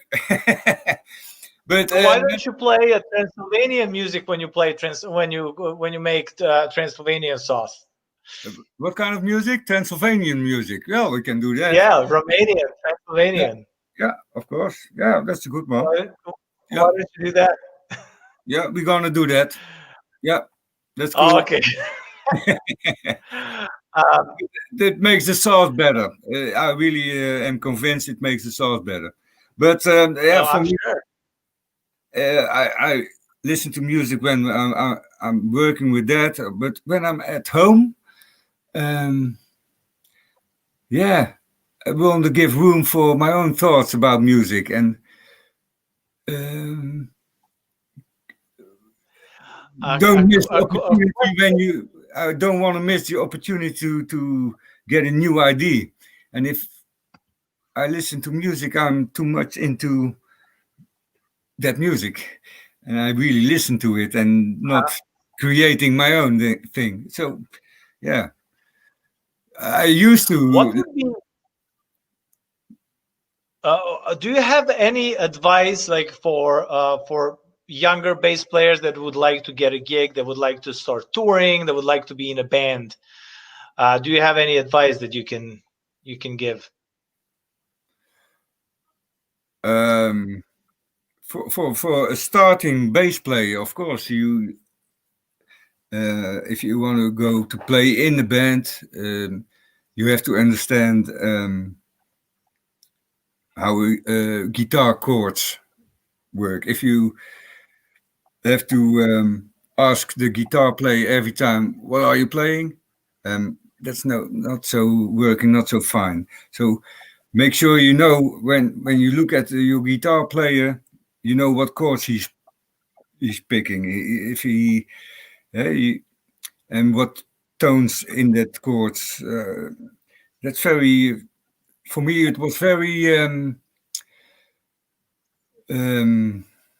helpful to know what's on the guitar and to know the tones. And from when he plays a major, I know oh, I can play this tones and make this lick. And when he plays a minor, I can play this, and that makes it a lot easier. So be sure you know those things. It's not that complicated, and it helps a lot to speed up the process of making songs. Um, So the other thing, basically, learn music theory. a bit. Okay. You don't have to go to school for 14 years, but yeah, but I had to. yeah, but you know your chords. You know when a guitar player plays an E, you know what to do, and that makes it a lot easier if you have to ask him every time. Oh, what tones are in that, and you lose. Yeah, you lose something. Um, the other thing is make beware of a good sound, because I've been recording some other bands here, and yeah, then the bass player comes in with a pickup and things that are sounding so bad that you have to do so much to make it any sound at all. So be sure to work on that out too. To have a good live sound and a good recording sound. I record most of my bass parts with the microphones, 2 microphones and the pickup. So we have 3 or 4 tracks, only bass. Yeah, it's important to be aware of how it sounds. What do you want? If you want to have I like that you mentioned that. I like that you mentioned that. I would like to go a little bit through your through your gear a little bit. What kind of strings are you using? I use rotor sound. So Rotor sound? Yeah. Which one? It's the rotor sound RS 4000, I think they called, but they are a steel core with nylon woundings, and the E and the A are steel with a nylon core. They are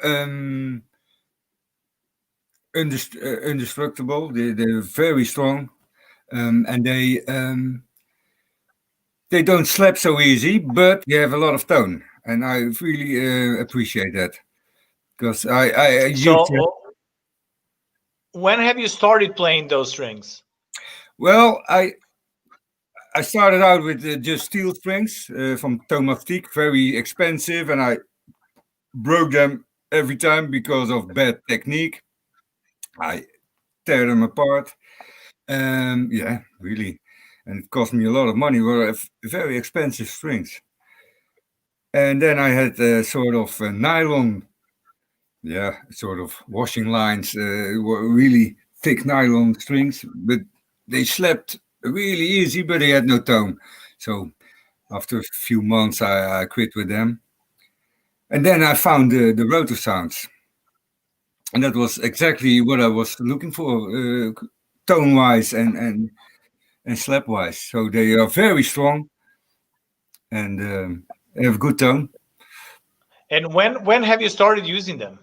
Well, it cost me a few years. I think early 90s, 1991. Early 90s? Oh, okay. Yeah, it really took me some while to find out them, because there was no information available. No Slapstream. No, and then you had to really ask in the music shop. You had to ask, I'm looking for something else than this, and we don't know. And how did you find out about those strings? Have you seen anybody else on the scene using them, or you discovered them by yourself? I don't know how I found that out. I really don't know anymore. No, but I'm happy I did. But if I saw them, I really don't know. If somebody. It seems that quite a few psychobilly people like rotor sounds. I'm curious about your amplifications. Like, are you using? What's your favorite amp?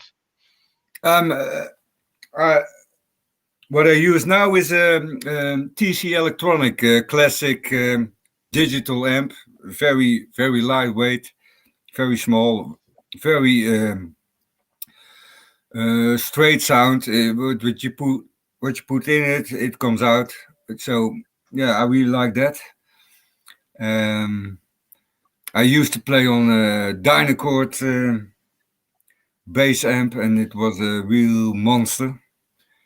Much too big. It had a flight case already built on it, and it broke your back when you had to put it out of your car at 6 o'clock in the morning.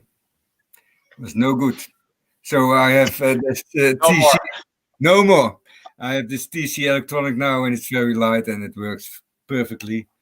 And in this room, this is my music room. I have a small, my first bass amp. It's a Carlsbaro. I will roll it to here. It's very old. Ah. I don't know if you can see it. Yes, I will.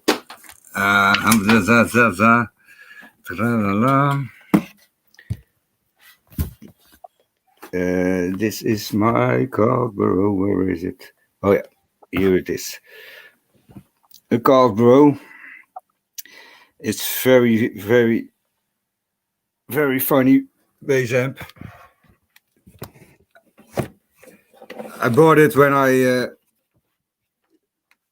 played in my first rock and roll band, and oh, something's going wrong. And I still use it to rehearse here and to just for fun. But I use on stage. I mainly don't use a bass amp if there's a big enough PA system. I use the monitors for. Oh, really? You don't use bass amp sometimes? No, if I don't Oh, need, if I don't need to, I don't do it because oh, wow, interesting. Eddie has. I trust Eddie enough to make sure he's doing okay with two. I just have a good DI. I take Uh-huh. along with me, and I use on that Zebra bass. I use a K&K. So and. Oh, that's what I wanted to ask you next. As far as pickups go, what is your pickup of choice? Well, I used a lot of things, and in the early days, I made my own pickups from an old bass guitar. I used to I put it under the fretboard, a sort of electric, Oh, there was magnetic pickups. just magnetic pickups, yeah, and they. It was from an old precision bass, so split humbucker, and I put it on wood and made it under there. And yeah, well, it makes the slap sound so harsh, and so I didn't like that. And then I got the Underwood pickups, and they had two On the things bridge. on the bridge. Oh, were you using one piezo or two piezos? Two. I used them to both, but a lot of guys cut off one because they thought it was gave more bass. That there's a phase problem. Yeah, and but I never did that. And now I use the K&K, and it only has one thing. And on my other bass, which I use with Bang Bang Bazooka, I use the Shadow, the new Shadow. But for Batmobile, it's a bit confusing because you have to put that preamplifier on your bass, and I don't like that. I like to. My K&K is. That's a question from Fernando. Shout out to Fernando for the graphics. He's asking, do you use any pedal effects or preamps? No, I go straight. Okay, so you never use any. No, yeah, the preamp from the K&K, yeah, it's a sort of preamp. Okay. It's this thing.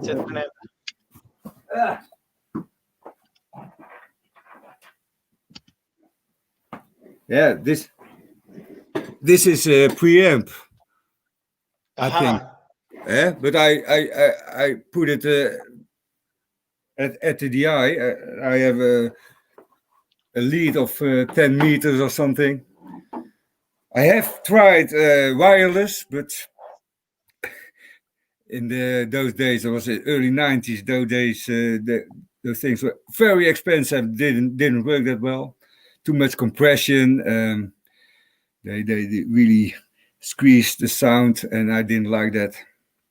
So I always used just a normal lead and go to the directly into the PA. And as far as practicing, are there any exercises that you would recommend for bass players to practice on everyday bass? Well, I have to start practicing now for myself because the 6th of February we have that live stream thing with Batmobile, and we haven't played since February 2020. So it's been a year since we played. So I'm a bit rusted. So what I'm gonna do is make a playlist of our set list and play along with it every day. If it's an So hour. you usually recommend for people to practice songs that they're gonna be playing, or Yeah. or any finger exercises or slap exercises or scales or whatever? Well, of course, that's all also very good to do, and always.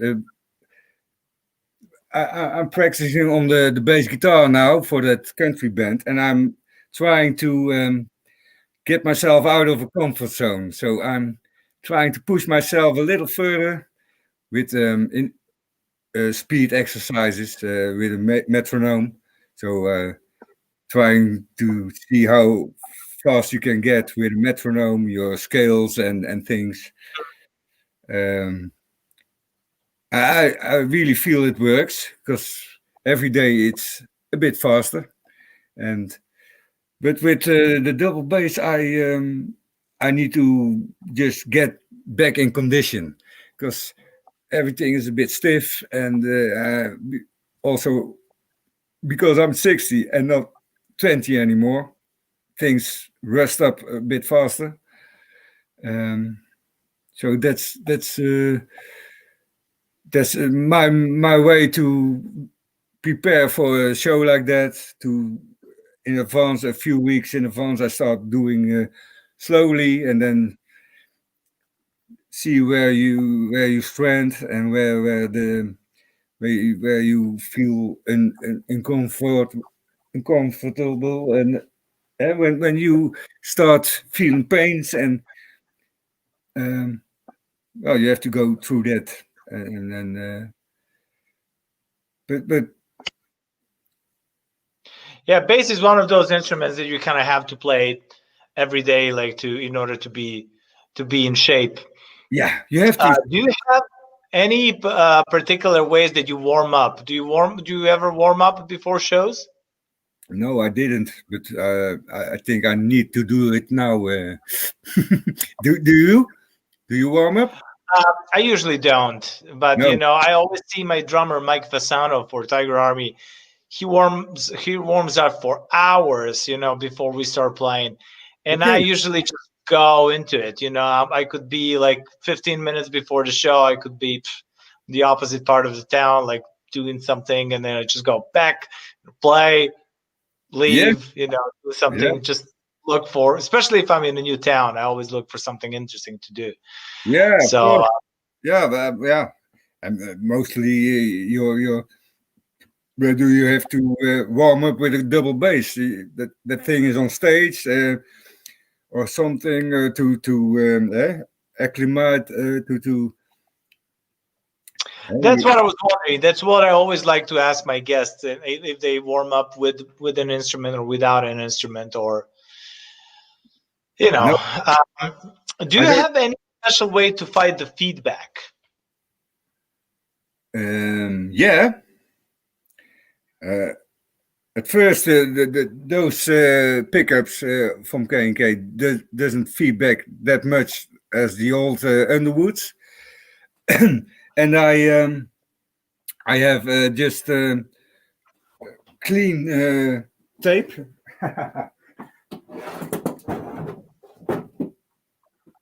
It's just a roll of Taser clean. You can.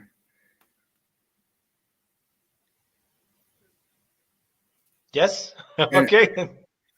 This is it. I just put it over the F holes, and it really helps. I used to do a lot of foam there, but it doesn't work all that way. So I just tape them. My one of my friends, they put a sort of isolation foam in his base, so we filled it with foam. Yeah, it doesn't feed back, but didn't sound any better too. It was too heavy, and it was like a brick. So we it's a way to fight feedback, but you have to balance it, because if you fight it too much, you don't have sound. You need some livelihood in your bass. Do you have a particular way that your favorite way to record the bass? Yes.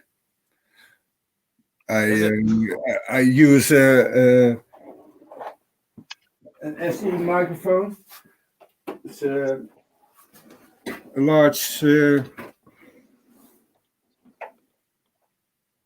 It's not too expensive, but not too cheap too. But really beautiful sound. Also very suitable for voices or acoustic instruments.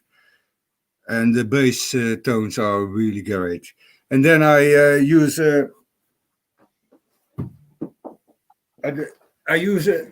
Shure SM53, and I put it right at the back of the bass. So I have more of it's a sort of mid tones you get from that. It really if you lack something in your front, you can help it with that tone. And I use the pickup directly in. So most of the times, so you have 3 signals? Four channels mostly. So Four channels. So one is in front of the F hole, right? The microphone that you mentioned. I put it right in front of the bridge. Oh, right in front of the bridge. Okay. Yeah. And then the SM53 I put right in the back. In the back. Yeah. And then I use the pickups from the K&K directly in. And so 2 channels from the pickup. Is that what 2 signals from the pickup? Yeah. Okay. So one is for the slap and one is for the tone. Yeah. Okay, got it. So you mix them up. So you do not put a microphone for the fingerboard for the slap. No. Oh, okay. Is this the same way how you were recording back in the 80s? No. How were you recording back in the 80s? I think I just put my. I had one pickup, and I put it in the amp, and I put a mic in front of the amp, and I think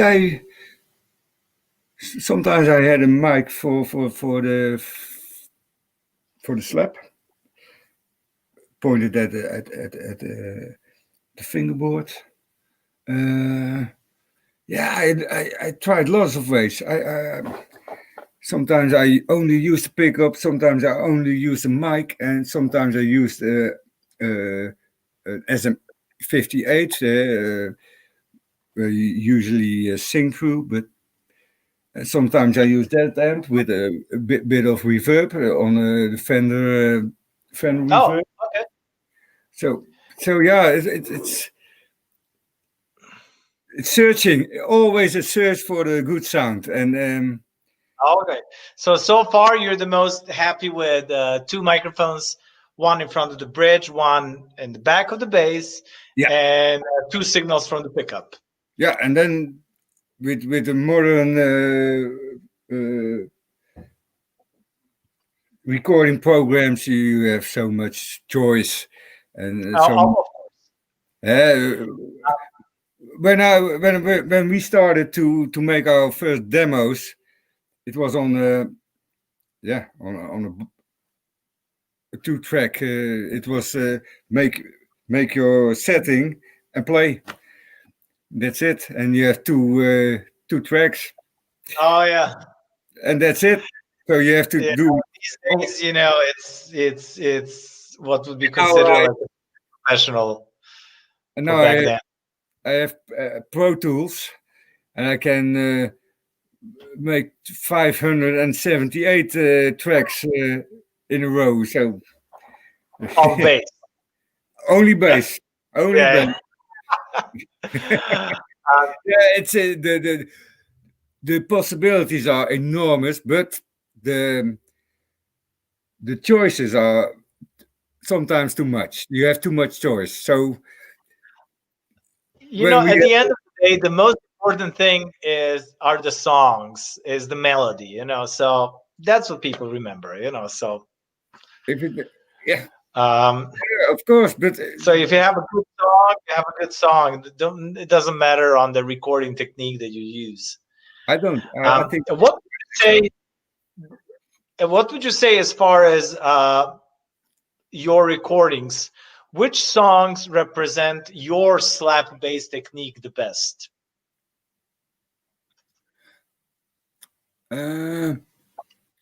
yeah, I I think the bass sound on Bamboo Land is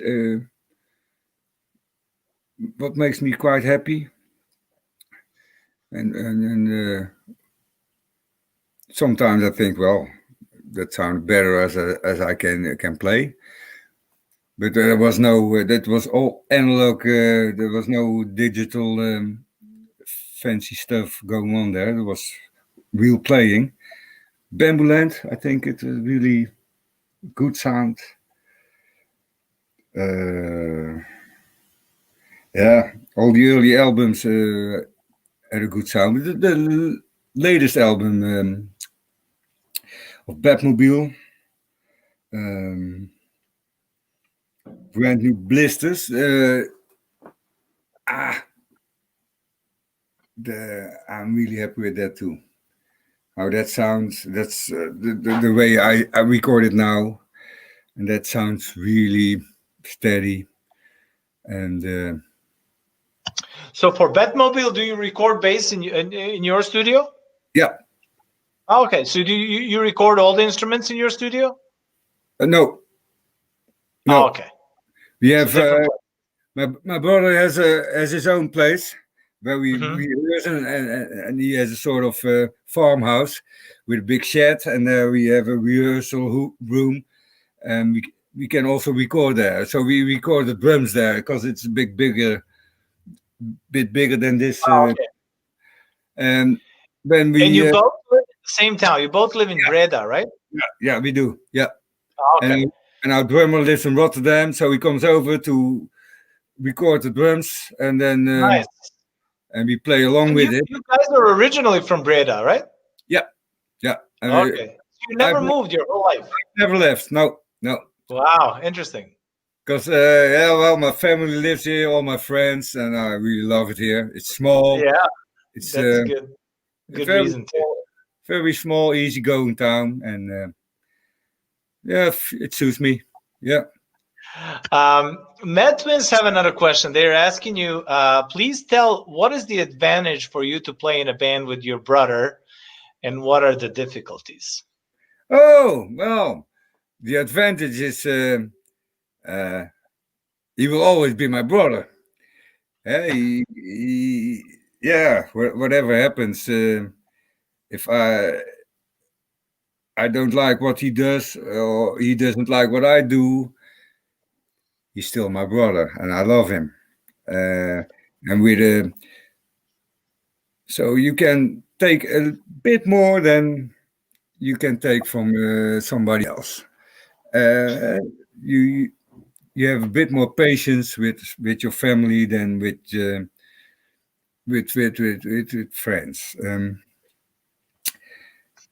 The advantage is that we feel each other. We don't need words. We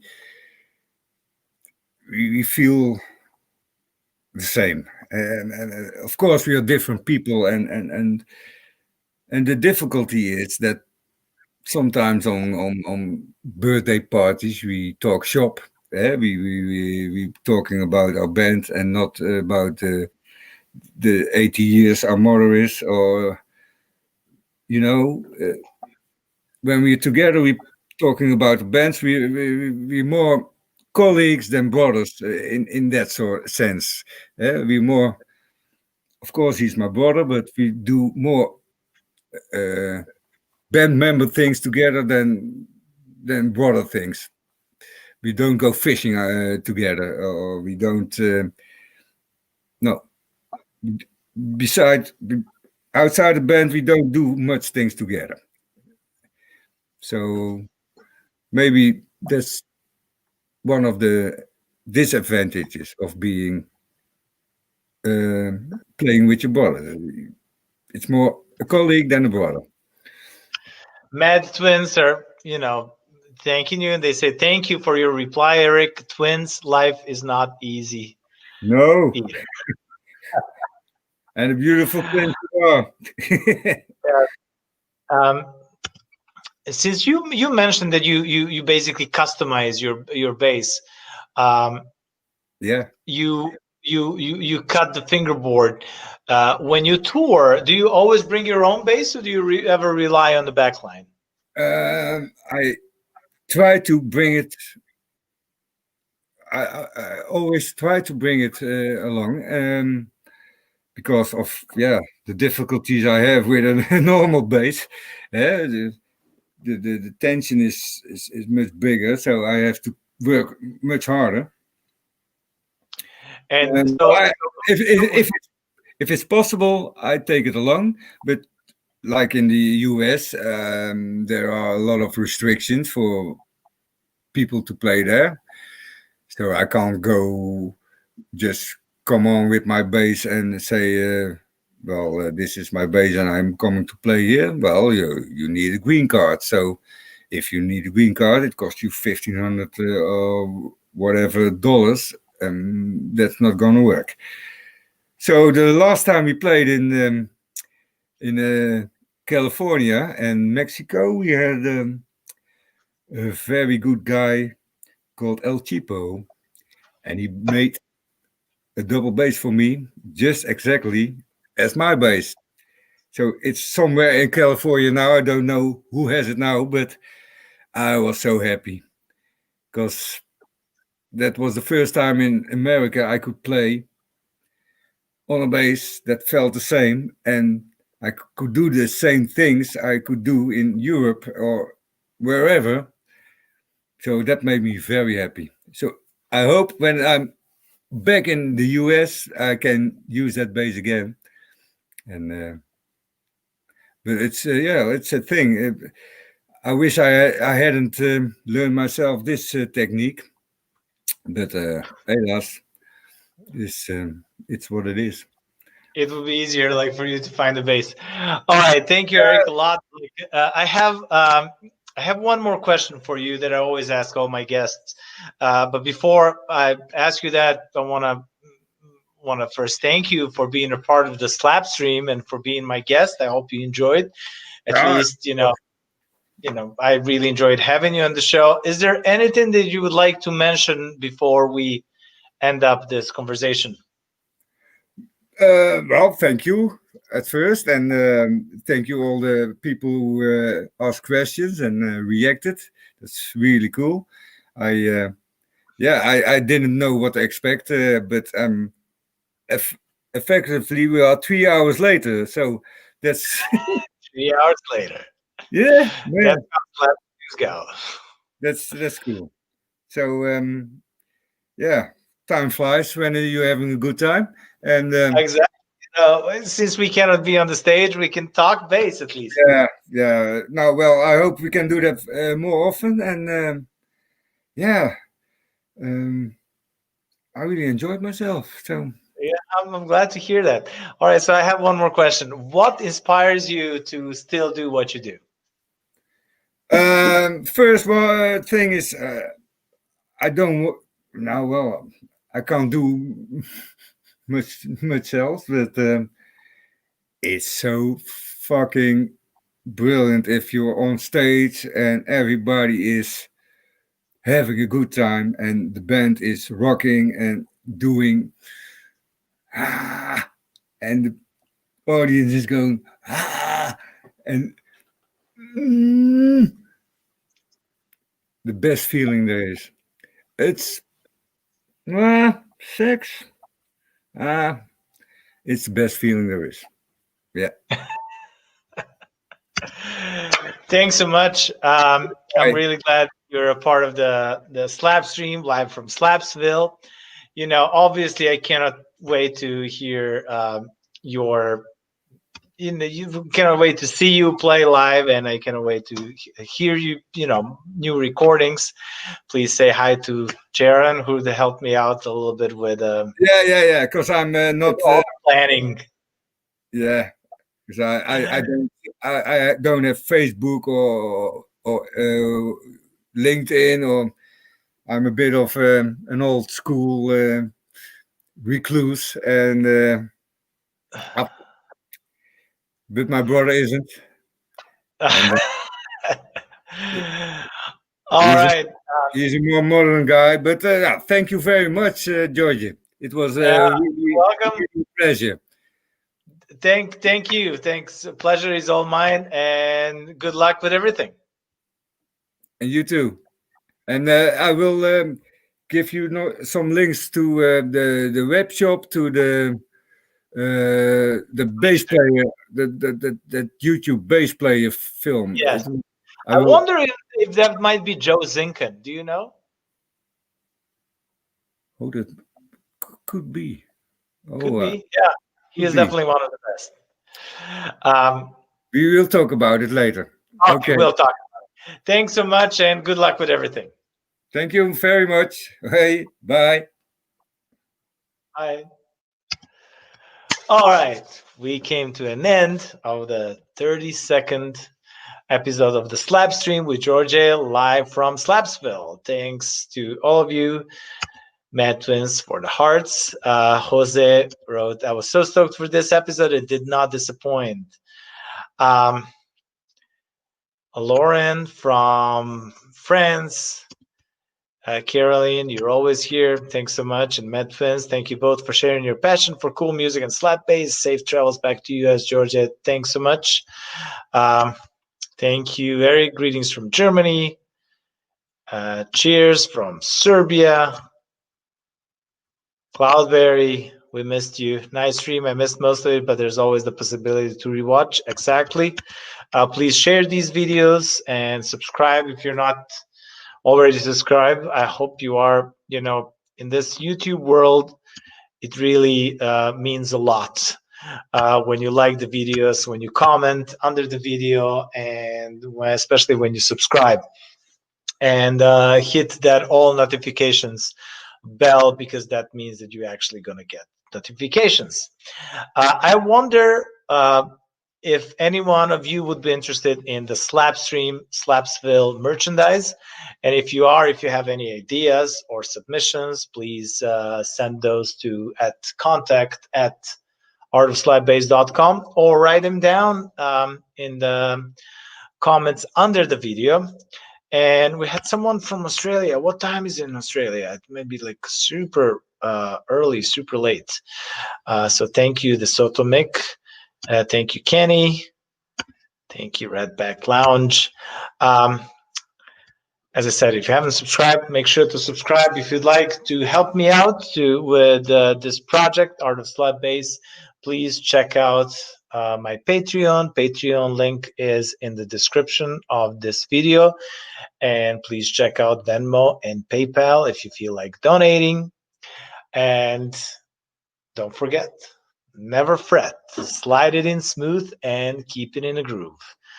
I'm Djordje, and I will see you next Saturday.